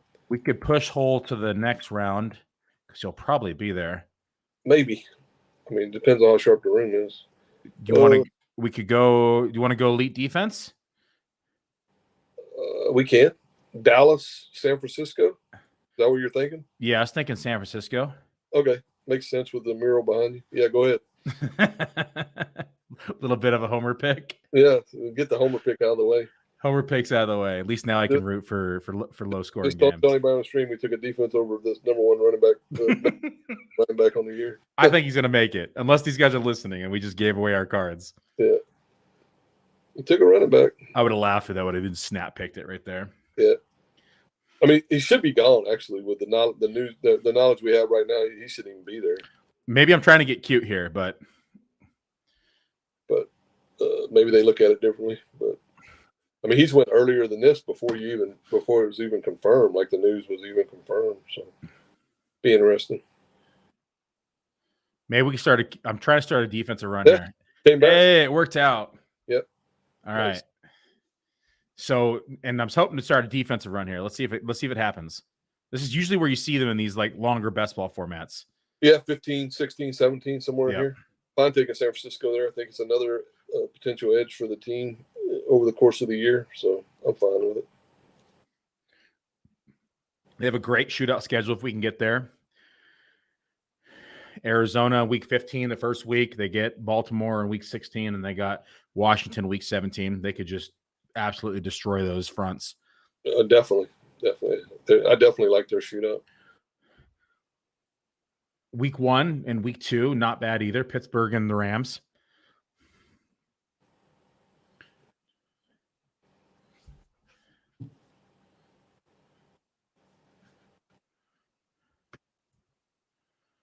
So Pierre Strong, a player that we both like, lands in Cleveland. What do you think his role could end up being? I don't like the landing spot for him at all. I don't like the fact Purdy was willing to get rid of him either, but they're high on the Jerome Ford kid. He had the hamstring issue. Maybe they feel they need Strong to be involved while Ford is healing, but I don't know what his long-term prospects there because the Ford kid is really, really good. So, yeah, I don't know. That's a murky situation for me. It is a murky one. I don't feel really good clicking Pierre Strong, but he could have a role there. Ford, maybe they're not saying, but you think if Ford had that he's not on the PUP. So you think Ford would have went on the PUP if it's once they signed Strong, if his injury was going to linger into the season. But so far he hasn't. Now, if he goes on the PUP, I have a totally different maybe view on Strong. I wanted to see. I thought Hall would go like 10th round actually after the JT news, and I have a strong feeling JT's not playing all year, so I like Hall even more. I was expecting him in this range. This is, I mean, in the main event, he was already going in the 13th, 14th round of the main events I've been doing. Yeah, but best ball people push up the second quarterbacks. They push up another tight end. That's the other factor. Yeah, you're right. So it's going to push, down a round or two or even three at times. They feel once you get later. They already feel confident in their running back room. They ain't looking for guys that they got to hope play. Yeah. I did like Hull's tape a lot. There goes Dion. See? Yep. We opened up the eyes. Dion looked good at times last year, but they go out and draft the Hull kid, and the Hull kid can pass protect better than Dion. So I don't know. Yeah, he looked good in pass pro and then the preseason, and he's athletic too. I mean, yeah, he has good college tape, really solid college tape. But I mean, those guys should actually probably be going higher in drafts than what they are, whether you're a Dion guy or whether you're a Hull guy. College, he was productive in the passing game as well as on the ground. He had Very 55 receptions his senior year, 33 receptions his junior year. He had 1,000 rushing yards his junior year, 913 his senior year. Yes, sir. Yeah, he was one of the kids. I liked his tape. Wasn't crazy about the landing spot, but you got to like it more now with the news. Yeah, you should love it. If you liked him before then, you should love him now. Yeah. I predict when we get to Vegas, he'll be like a 9th, 10th round guy. It's very possible. Vegas, anything is possible. Yeah. If they were playing on Thursday night, I'd predict he'd probably go in the 3rd round, but they're not playing on Thursday night. we have a Steeler fan in the chat. All right. Surprise, Steelers will beat SF week 1 if at home. Steelers are very good. That's going to be a good game. Kenny Pickett's looked outstanding. Another team that's full of playmakers on their offense. If the Steelers play their backup running back, or who they listed as their backup running back, they'd be even more dangerous. So, yeah, I mean, they're good at. They're like another one of those teams that is good at every position. You look at their tight end position, check mark. 2 wide receivers, check mark. Backfield, check mark. They have an explosive player back there, and their quarterback is a young up and coming kid who can sling it. So there's a lot to like about Pittsburgh this year too. Really good O-line. They made some improvements in their O-line too. So good time to be a Steeler fan, I think. Yeah, I think they're going to be much improved this year. You see the report today that the Colts don't have a single player over the age of 30 on the roster? Yeah, they got a bunch of young guys. I think maybe that's what they're trying to do, to work towards the youth movement. And I've been surprised. I mean, they played like trash last year, but their O-line was good 2 years ago, and they haven't really done much different there. So I'm kind of surprised the way JT struggled last year in that offense. But, yeah, they got a bunch of young dudes. A lot of these NFL teams are like the Rams. They have a bunch of young players on their team, which might not work out as well for them. But a lot of these teams are trending towards youth. Ty Chandler was the other back I was considering at the last pick. He just went there. Yep. Ty Chandler's a good pick. He's in a good spot now. He cleared I didn't have any reservations about him, but it kind of cleared it up for the masses that they let Dwayne McBride walk, and it's the Alexander Mattson and Ty Chandler show. Yeah, a lot of news today affecting the RB2 spots, the wide receiver 2 or wide receiver 3, 4 spots. Yeah, even affecting the wide receiver 1 spots on some teams. I mean, the running back 1 spots on some teams. Cody thinks, Dave, you're going to be disappointed this year when Najee keeps on. I'm going to just say keeps on keeping on because it's the movie reference. I see your view 100% as a Warren guy, but it's Najee's team as long as he's healthy. We'll see. I mean, I think Najee's going to play first and second downs. he's just in fantasy. He's not a guy that I'm going to be clicking ever. I did some in the 350s early, and then I'm just not a Najee guy. His skill set doesn't fit what I'm looking for in a fantasy player. Maybe as an NFL player, and he's a great teammate, good kid it seems.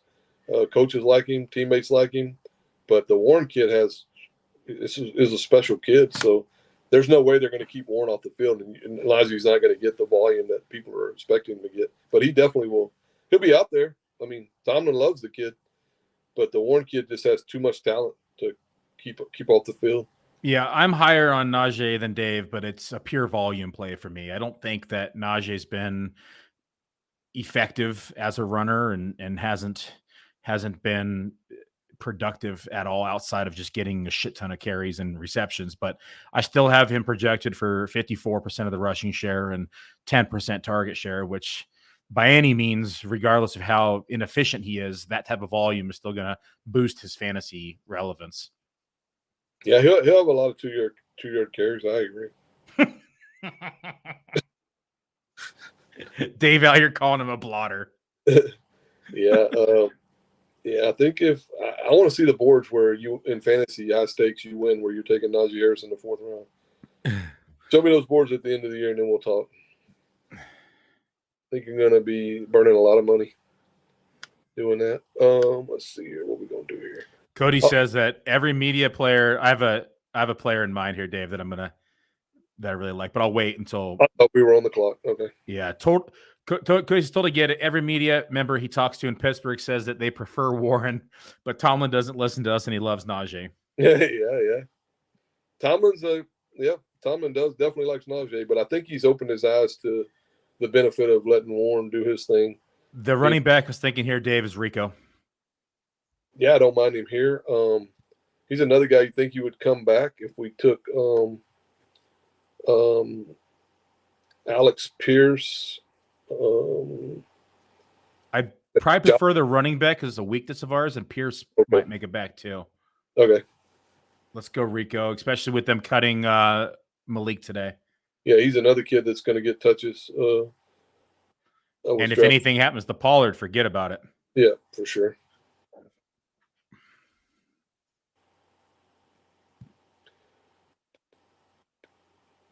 Pierce, Rachaad Shaheed. This is best ball. God, there's so many kickers and defenses in the way right now. Vontae Parker. You could take a second defense and really force it and be done with it. He took Pierce. Nice pick. You have the Jets, Baltimore, like New Orleans. I like all three of those defenses a lot. Yeah, New Orleans has a really good early schedule, so we could kind of match both ends between SF and New Orleans. Yep, I kind of like that. Just take the two defenses, get it out of the way, and then we can take some of these later guys because all these guys are very similar. Yeah, all these guys are pretty much the same to me. We'd be done at defense. It probably forces a run too. Okay, I'm good with it. All right, let's do it. Yeah, we're now the fish in the room with two defenses. Yeah, this is a whole different ball game in this format. I have no problem with it. I mean, defenses score points too in this format week to week. They could be the difference between advancing or not advancing. That's a good point. And New Orleans' beginning schedule is pretty sweet. Tennessee, Carolina, Green Bay, Tampa, New England, Houston. Doesn't get much better than that. And where their end of the year isn't bad either. Giants, Rams, Tampa in the shootout. Yes. Kyler Murray, wow. Yep. I'm not sure he plays this year. Yeah, he's got a little JT in him. He might not play this year either. Got a little JT in him.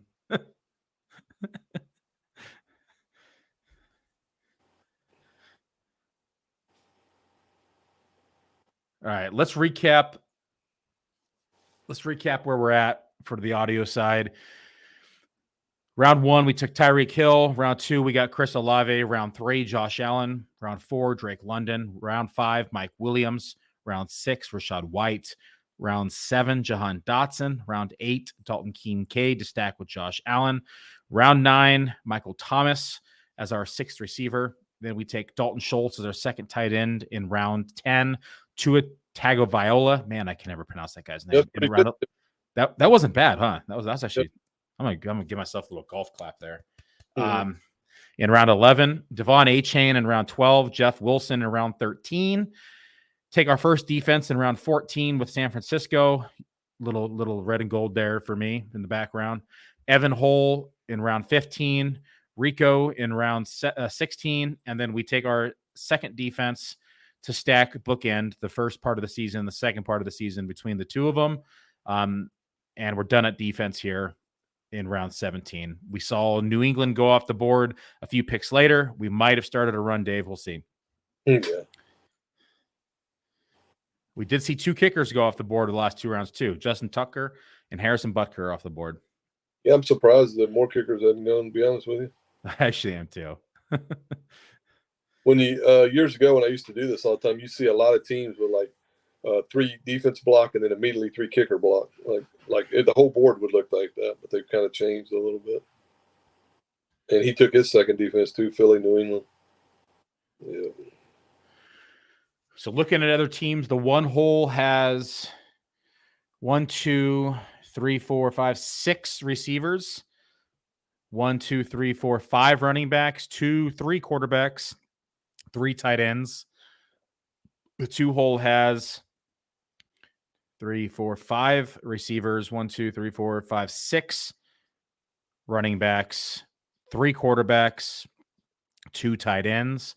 I already went over our team. We'll skip that one at the 3 hole. The 4 hole has 2 tight ends, Travis Kelce in the one, in the one, and then 17th they took Mike Gesicki. They have, is that 6 running backs? Yeah, 6 running backs. And then they have 3 quarterbacks, and they have 1, 2, 3, 4, 5, 6, 6 receivers as well. There goes another kicker, Evan McPherson to the 12 hole. Any team sticking out to you right now, Dave? Good or bad? Not particularly. I don't like what some of them have done since then, but nothing really sticks out like a world beater or anything. Actually, some of the stuff they've done, but this format's interesting. A lot of different things can work in this format. Keeping it fresh with another good question here. What formats do you guys feel the strongest in, respectively, Dave? Or do you prefer any format or scoring? Obviously, I'm going to say the FFPC because that's what I do 24/7 during drafting season.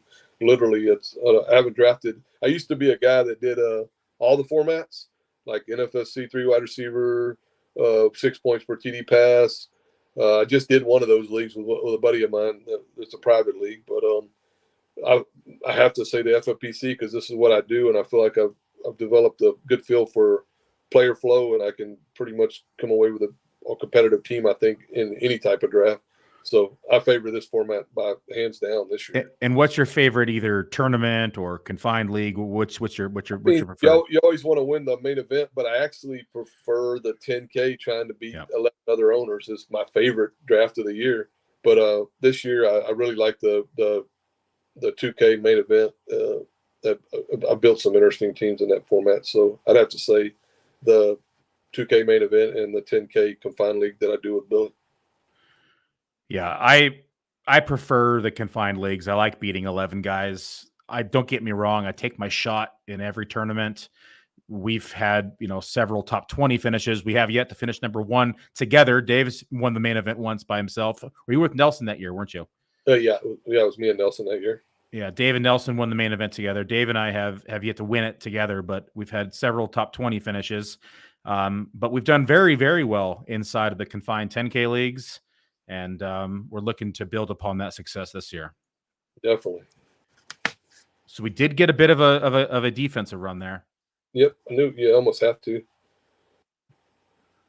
We're on deck.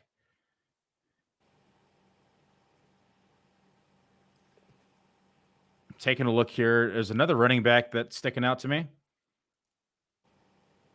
All right. There's a couple receivers I like. Yeah, there's definitely a couple receivers I like.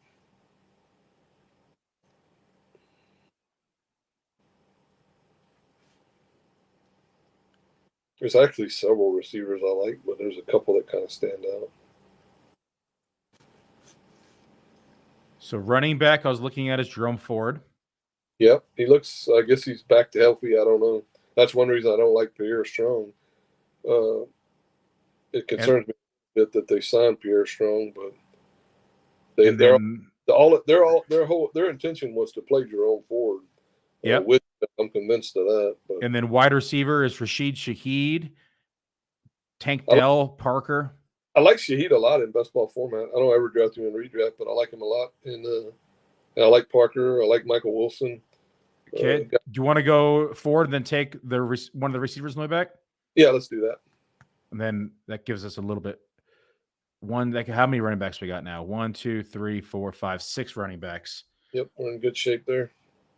I'm feeling good there. A bunch of the RB2s on the teams. Yeah, and then this year some of those guys might not even be RB2s. They might be quasi RB1s. So I like the build. It'll be interesting to see what Dallas does with their running back room. That's the other guy we could take on this team and be done with it. Take Deuce Vaughn and with Rico and see how much they play. This guy in the 1 hole, he's definitely a good drafter. Yeah, he just took Rachaad. He finds the value at positions really well. Took both of them. Yep, that's what he should be doing with that team.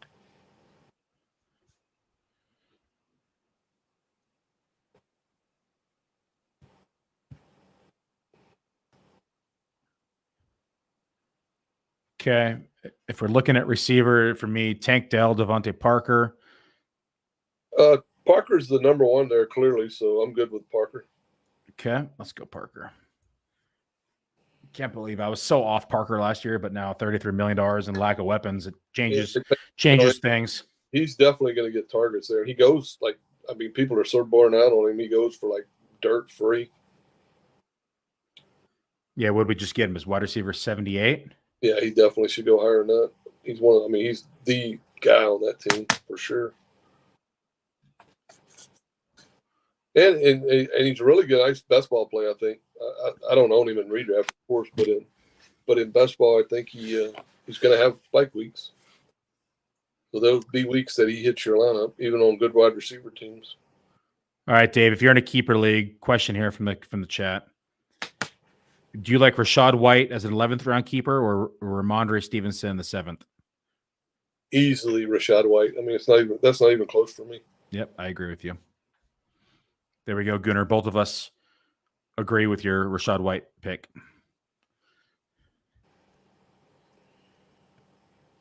So we are nearing the end of round 19. We have 7 more rounds to go. 26-round best ball draft for those who are just joining us. This is an FFPC Dominator tournament. It is a $350 draft. You can buy 3 packs for $1,000. If you're new to the FFPC, you can also use code Underworld, and that will get you $25 off your first team. That's code Underworld right down here at the bottom of the screen for $25 off your first team. The Dominator has a the Terminator on the Dominator. The Terminator has a $25,000 grand prize. There's only 384 teams inside of this tournament. It is a total points only tournament. There's no head-to-head. The top 4 teams in each league move on to the championship match, which is the shootout schedule, which is weeks 15, 16, and 17 at the FFPC. And it is, of course, the same as it is in the other tournaments where you get the sum of your total points, and then that gets added to an average. So you enter week 15 with your season average, and then you total up your points for weeks 15, 16, and 17, and the total points champion is crowned the Terminator champion for $25,000. If you win your league in the prizes, you can pick either 1, an FFPC main event league credit, which is a $2,000 value, or 2, you could pick the cash option, which is $1,450. And second place pays out $350. And then the other 2 members are still inside the shootout for the championship week. So The kicker, of course, the Terminator, is you have to drop a player every single week. And if you don't, if you forget to drop somebody, your team is terminated as well from the tournament. But if you do terminate one every single week, the final week, you're pretty slim here on your team. Pretty fun format. Yeah, it'll be fun. You want a deep team where the drops are tough. You got to make tough decisions.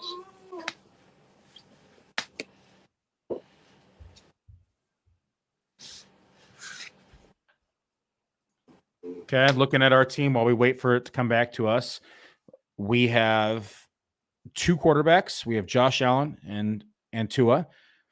We have 6 running backs. 1, 2, 3, 4, 5, 6 running backs with Rachaad White, Devon Achane. Be right back. Yeah, Jeff Wilson,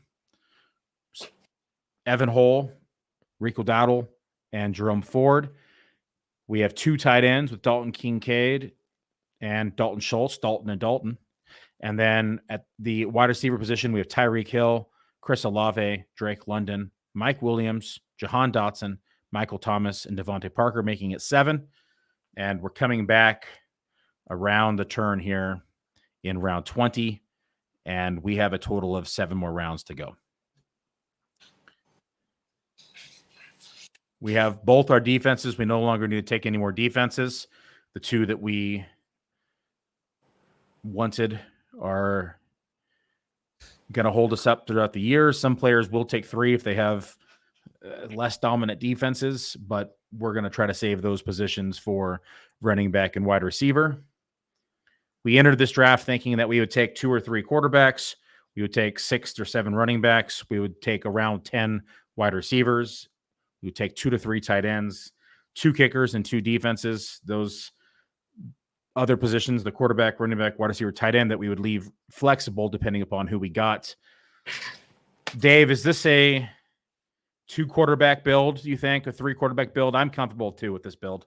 With Josh Allen, I'm comfortable with 2 for sure. That gives us some flexibility. It gives us either 11th, so it could give us an 11th receiver or a 7th running back if we go 2. Yep. Could give us a 3rd tight end. I already slotted us for 2 or for 3 tight ends too. Okay. Yeah, so if we stick to 2 kickers, 2 defenses, 3 tight ends, and if we go 2 quarterbacks, which we're planning on now, we can either take 11 receivers or 10. And if we go 10, we would take 7 running backs. Yes, sir. We'll let those pieces be fluid. We'll be like Bruce Lee said, we'll be water here, my friend, and we'll be flexible. Yeah. Very flexible. We're always pretty flexible in drafts, whatever format. But this format, you really should be open to whatever comes to you. I like what the One-Ho did. I like how he attacked the different parts of the draft. He has 3 quarterbacks, but I still like his team for this format. And I'm familiar with the guy. He's been around a long time, so did a nice job putting that team together. After this podcast, I'm hopping on Bradley's podcast immediately after, and I'm going over to Stack Finders. We're going to be recording that here on Player Profiler as well. Oh, that'd be awesome. No sleep for your boy here tonight. I always enjoy Bradley. Some of his takes are really good. I like Bradley. Speaking of, I got to message him to let him know that we just entered round 20.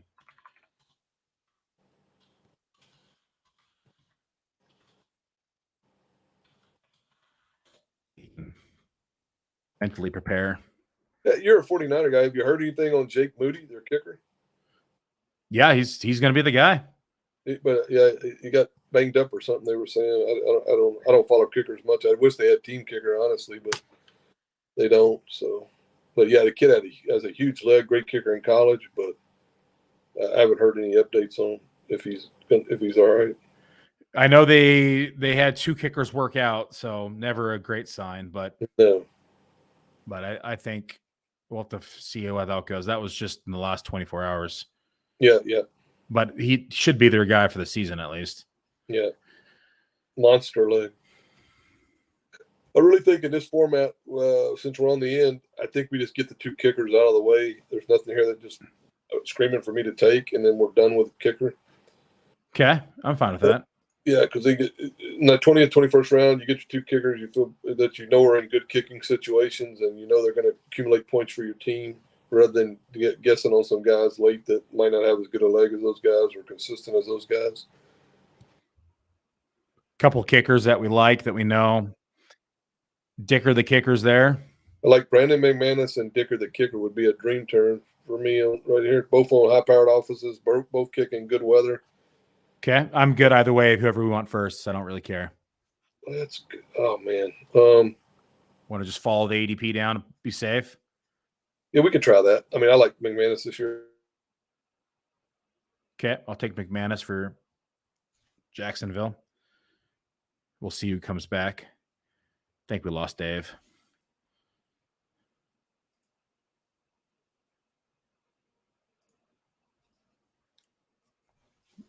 At least we lost him at a good time. We're just kickers. Easy peasy.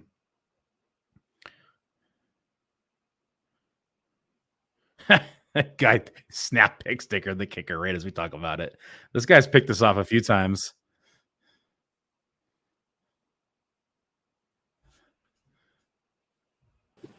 Guy in the one hold, snap Dicker the kicker right there. Yeah, he's too good. Too good. He's got us a few times tonight. Yep.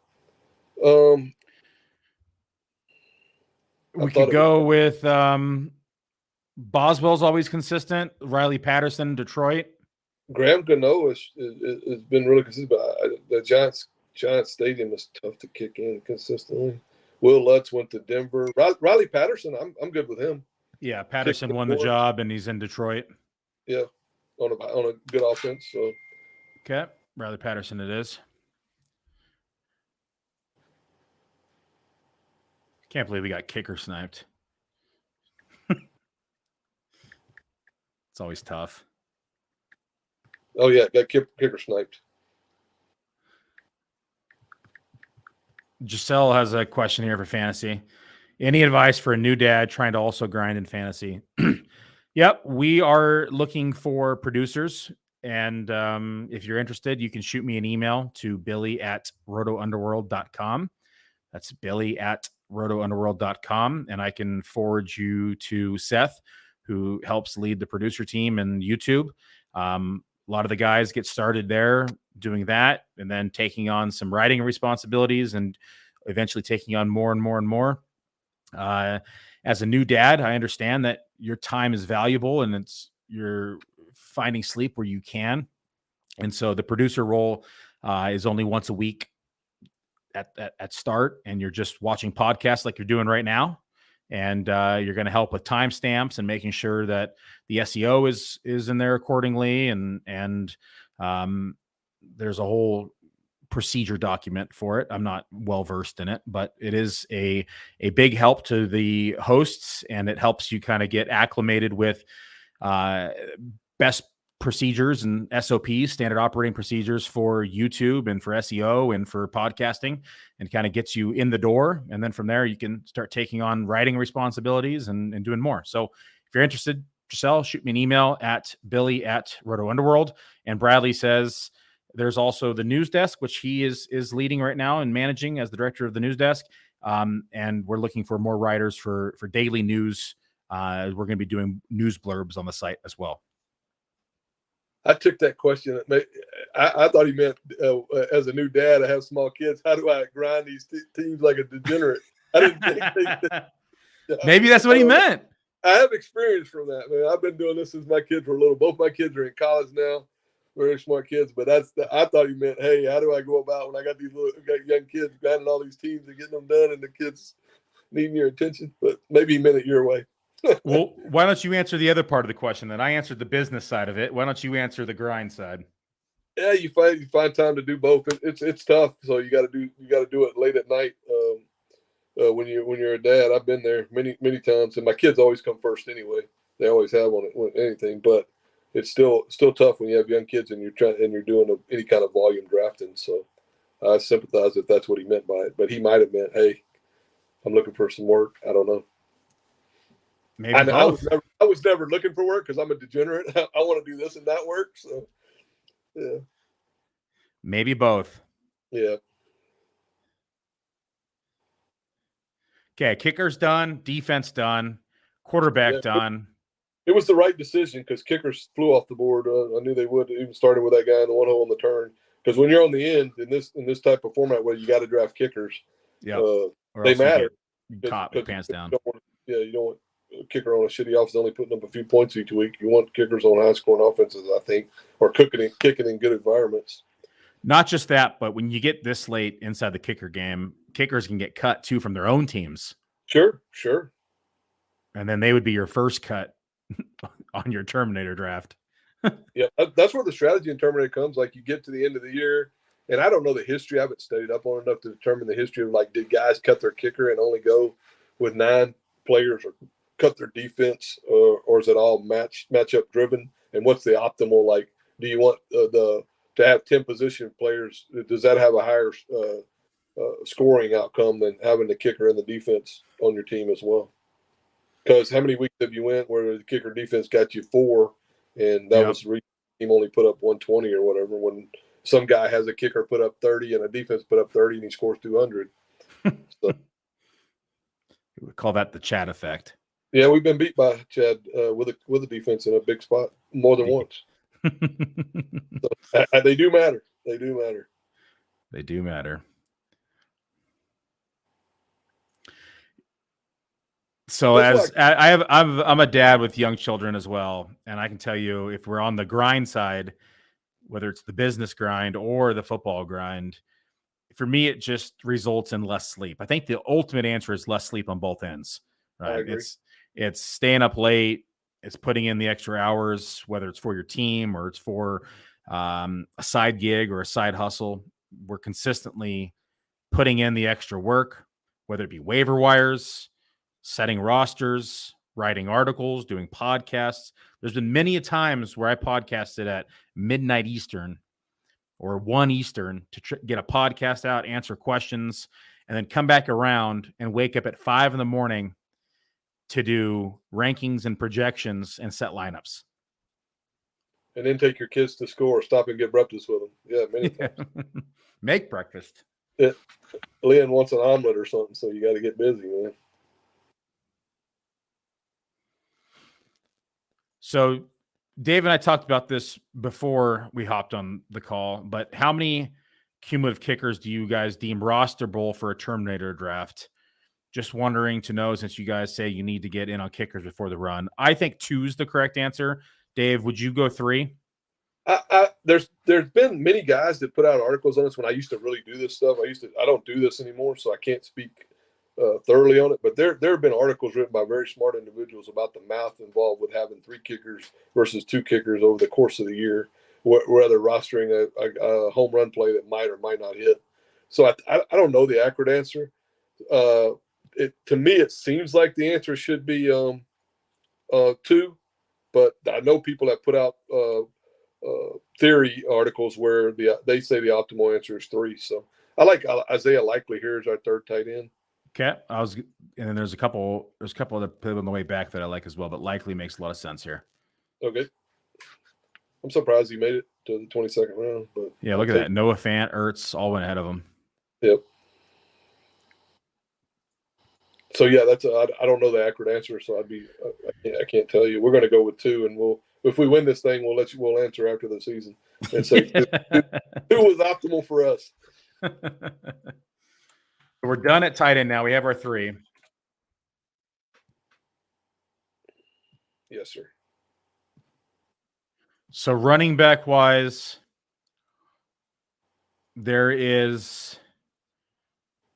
I do like a wide receiver here. I like a wide receiver here a lot.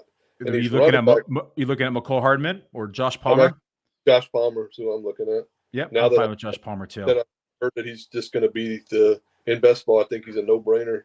Yep. I like Palmer. I like Hardman. There's a few running backs I like on the way back if we want to go that way too. Palmer to me probably should go over Quentin Johnson, but he just doesn't. So they just leave him there. Quentin Johnson goes in the 9th. Give me Josh Palmer in 23rd. And a team that I have projected for the most pass attempts in the NFL this year, too. Yeah, that's another reason to like him. Yeah. That gives us how many? I have to count because I can't remember every time I count it. 8. 1, 2, started 3, with 4, 5, added 6, 7. Yep, 8. Three more picks for us, Dave. Yep. And when I first started this, I said 10 would be optimal, I think, but we can go either way. We can look for another running back stab and go 2 wide receivers, but I think we're definitely taking 2 more wide receivers with this team. Yeah, 10 is, I think, the minimum we're taking with this team. The 6 running backs we have, I might want a 7 just because we waited so long.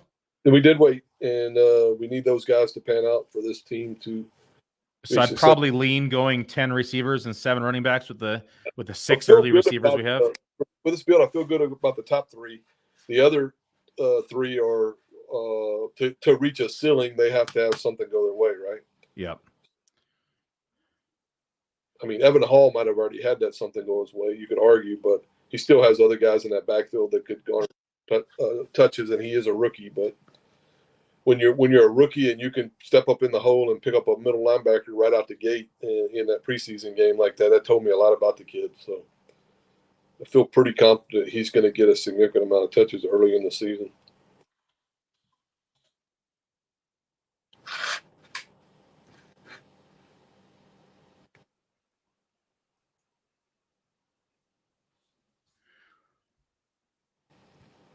And a little receiver run again.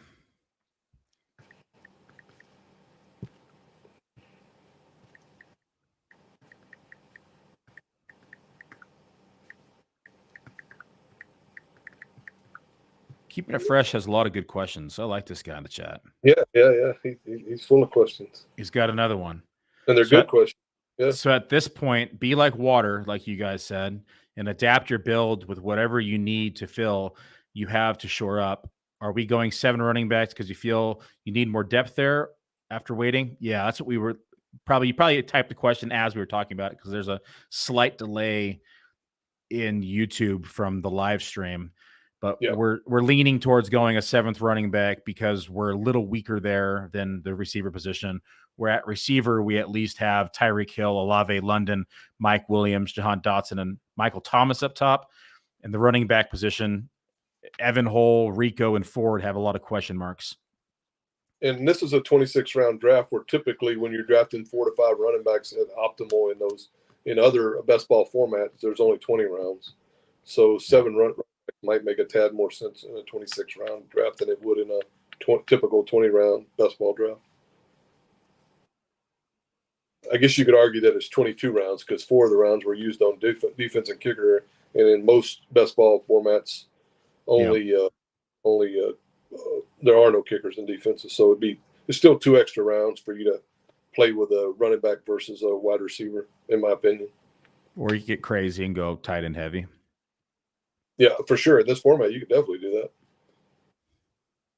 Some of my best balls in the other contests, FFPC runs last year, some of my best teams had 4 tight ends on them. And tight ends, if they're the right tight ends and having big weeks, they can start over the wide receiver in the flex a lot of weeks.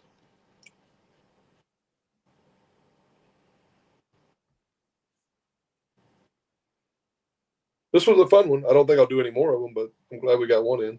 They're long. At least it went pretty quick, actually. Yeah, it did. I mean, I could probably do a 3-pack of these. I mean, but it's a fun format. I can't wait to when the season starts to see how this team does if we make the right cuts. I mean, even making the right cuts week 1 is kind of tough on a team. If you're picking receivers like Joshua Palmer, he's picked in the 23rd round of this draft. I'll probably have heartburn cutting the guy. So yeah, you imagine cutting him, and then you see something that happened last year, like Mike Will and Keenan Allen both go down. You just or right out the gate on a high-powered offense, throwing the ball a lot. He's the guy out there playing in 3 wide receiver sets, and in best ball, he's already shown that he can have big weeks. Yeah, it's going to be tough to make our first cut. Honestly, looking at the team right now. Yeah, I mean, of course, it's definitely going to be hard. I remember that about this format. You like to really have heartburn over who you're going to cut each week. I mean, whoever wins this thing has to do like a stellar job of roster management throughout the season. Regardless of how you draft the team, you got to be really good at making the right decisions to keep your team optimal all year. Because every week you got one less player. There was the other running back I was considering last pick was Zach Moss. Yep. I mean, he has a broke arm, so I don't know how quick he's going to get back from that. I don't know. Yeah, I thought it would just be a double tap with Hole. We get 2 of the 3 at the spot, figure it out, and drop the other one. Yep. This is where I think handcuffing is a good strategy, because where you double tap the position and some of these uncertainties, right? Like we just did with, I mean, we spent a little more capital on it in Miami, but you can do it in Dallas, you can do it in Indianapolis. There's a few of these muddy backfields that you could spend little capital on, and then the latter or the loser of the situation could be your first cut. Definitely. That was another receiver I was actually hoping that might make it back too. That was a good turn for that guy, Trey Palmer. Yeah, I like Trey Palmer's looked good in camp. A lot to like about Trey Palmer this year. And this consolidated target tree with Gage being out for the season. Yep, it's down to him and Evans and Godwin.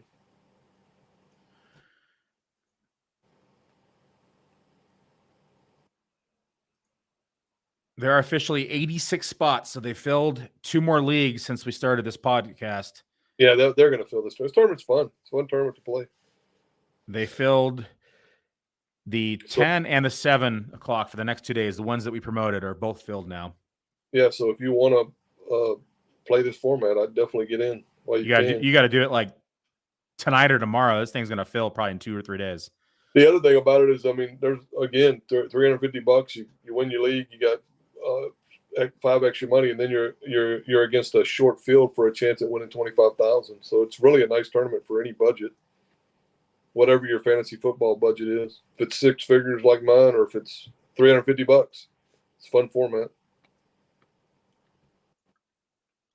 And as a reminder for those who are just tuning in, I'm going to use the bathroom after this podcast, and then I'm going to hop on the podcast with Bradley. We're going to do Stack Hunters, and that'll be going live as soon as we're done here.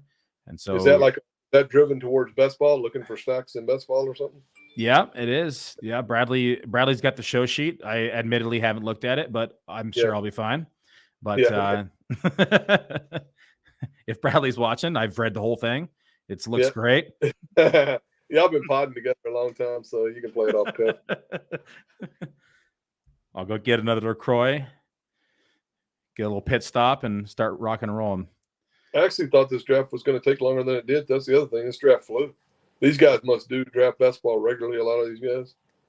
Yeah, we didn't really have anybody killing the clock. I mean, 2 hours is usually what we see in the main event for 20 rounds. Yep, and we're going to get through 26. So we see hour and 45 in the 125 best balls. So this thing did fly. Okay, we're on the clock. What are you thinking here? I feel like we needed a running back, but I think we could even wait. I think Khalil Shakir possibly. We have. Yeah, Shakir makes sense. He's been banged up. Allen Robinson's going to be on the field. We could take a look and cut him, be easier cut. The Hardy kid also, they said in Buffalo, is really. Yeah, that's no problem. It's just Hardy's actually playing a lot too. Yep. There's running back wise, we're the ones killing the clock. Here we go. It's tough late. There's Deneric Prince for upside for late, and if it doesn't have anything, it's an easy cut. There's Justice Hill. Yeah, I like Justice Hill. There's the answer. Let's go Justice Hill. Yep. These running backs. I mean, we don't normally draft these wide receivers this year, so the later wide receivers get really tough. Like the Hardy kid might play over Shakir. Is what I'm hearing. But again, Bradley's telling us to take Hardy. Yeah, we have Josh Allen on this team. We could take a look at it. I think the Hardy kid might have gotten past Shakir. Shakir, yeah. Plus Shakir's banged up. Dalton Schultz. We could see how the first week goes, and we're probably going to cut these last picks anyway. So yeah, these are probably some of the first cuts. Yeah, I tend to lean Hardy based on what I've seen and heard watching camp. Okay, let's go ahead and lock it in. Okay. One more pick, and we made it. One more pick. Probably looking like it's going to be a receiver.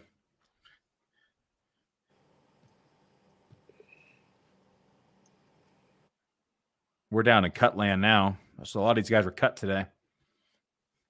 Yeah, exactly.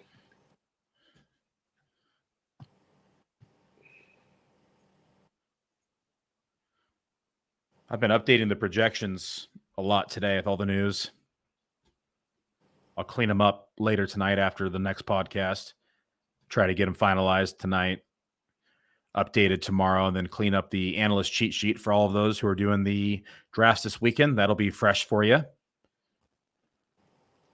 Rachaad Shahid's banged up. The AT Perry kid. Yeah, he's pretty good, actually. Yeah, he looks good. We could take a look at him for the first week. And that's the type of guys you got to take late in the draft and just see. But I think we're good at running back. Take a stab on him and see what they look like week one. Yep. And it fits our theme. We have Michael Thomas and Olave on the team.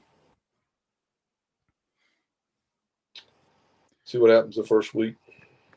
There's also Allen Robinson was the name you mentioned. Yeah, he's going to play. I don't love him, but he's going to be out there playing for sure. There's the potential trade with Darnell Mooney being on the block. You could take Claypool. Yeah. See how that shapes up and just cut his ass. Definitely a consideration. So this is what you got to look forward to in these Terminators. Taking guys you never take, and you're looking for somebody that might have a role. I guess Fantasy Mojo, Bradley just said that Darren just found someone who got the Hurts, Brown, and Smith triple stack finally. In the main event? Was it main event, Bradley, or was it the Fantasy Pros Championship or Best Ball? I think it's the 350. I think I saw that guy post that on the Twitter. It's been like impossible to get. Every time I try, someone takes Jalen Hurts at like 2.5. Oh yeah, for sure. I've tried it a couple times, and they took Hurts right in front of me, and they took Hurts in the 5-0 in the second round. So. Yep, it was the 350. Yeah. 350 is a lot easier because there's such a wide flux of drafters that fly in there and start drafting. Where a lot of the main events, you're drafting against the same guys that you draft against regularly, and they know your tendencies and what you might be trying to do. And they'll just snipe your ass. Yeah, definitely. See, you see a lot of people. There you go. You see a lot of people that do these. They take 3 kickers. So, yeah, Team 4 has 3 kickers.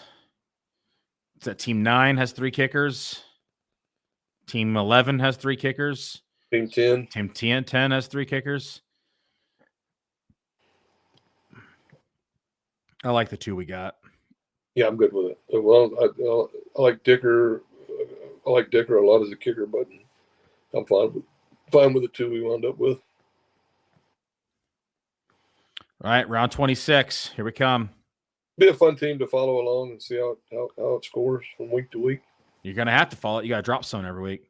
Yeah, and you can post it on here. Let the peeps know how we did. That's right. Bradley says he just likes saying Dicker the kicker. Yeah, I like saying Dicker the kicker too. He's my favorite kicker. Kid's from Texas. You gotta like him.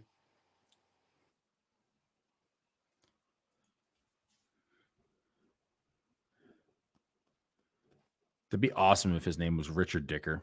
Yeah.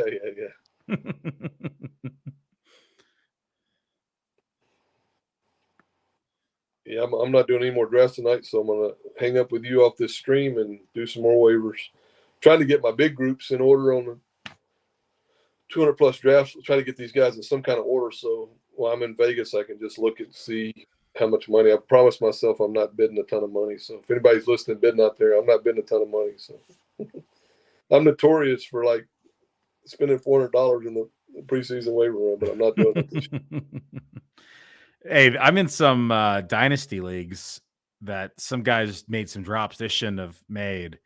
And so there's tight ends out there. Like in one of my leagues, there is Tyler Higbee was dropped. Yep.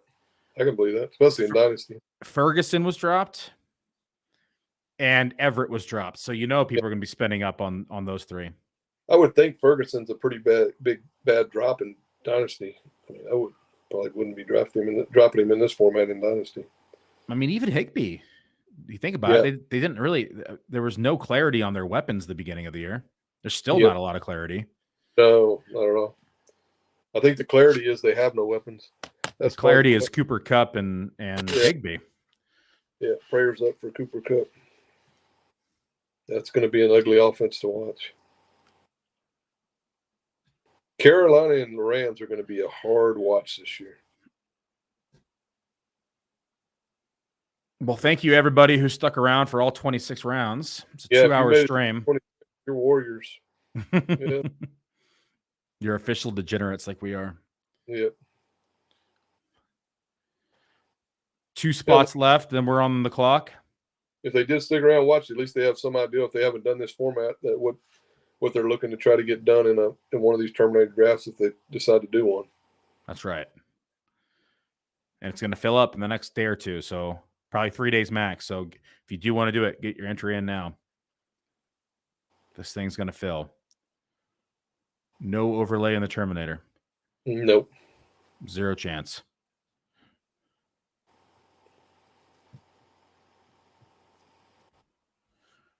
Keeping it fresh is very informative. Thank you. You're welcome. Thanks for the good questions. I love the good questions.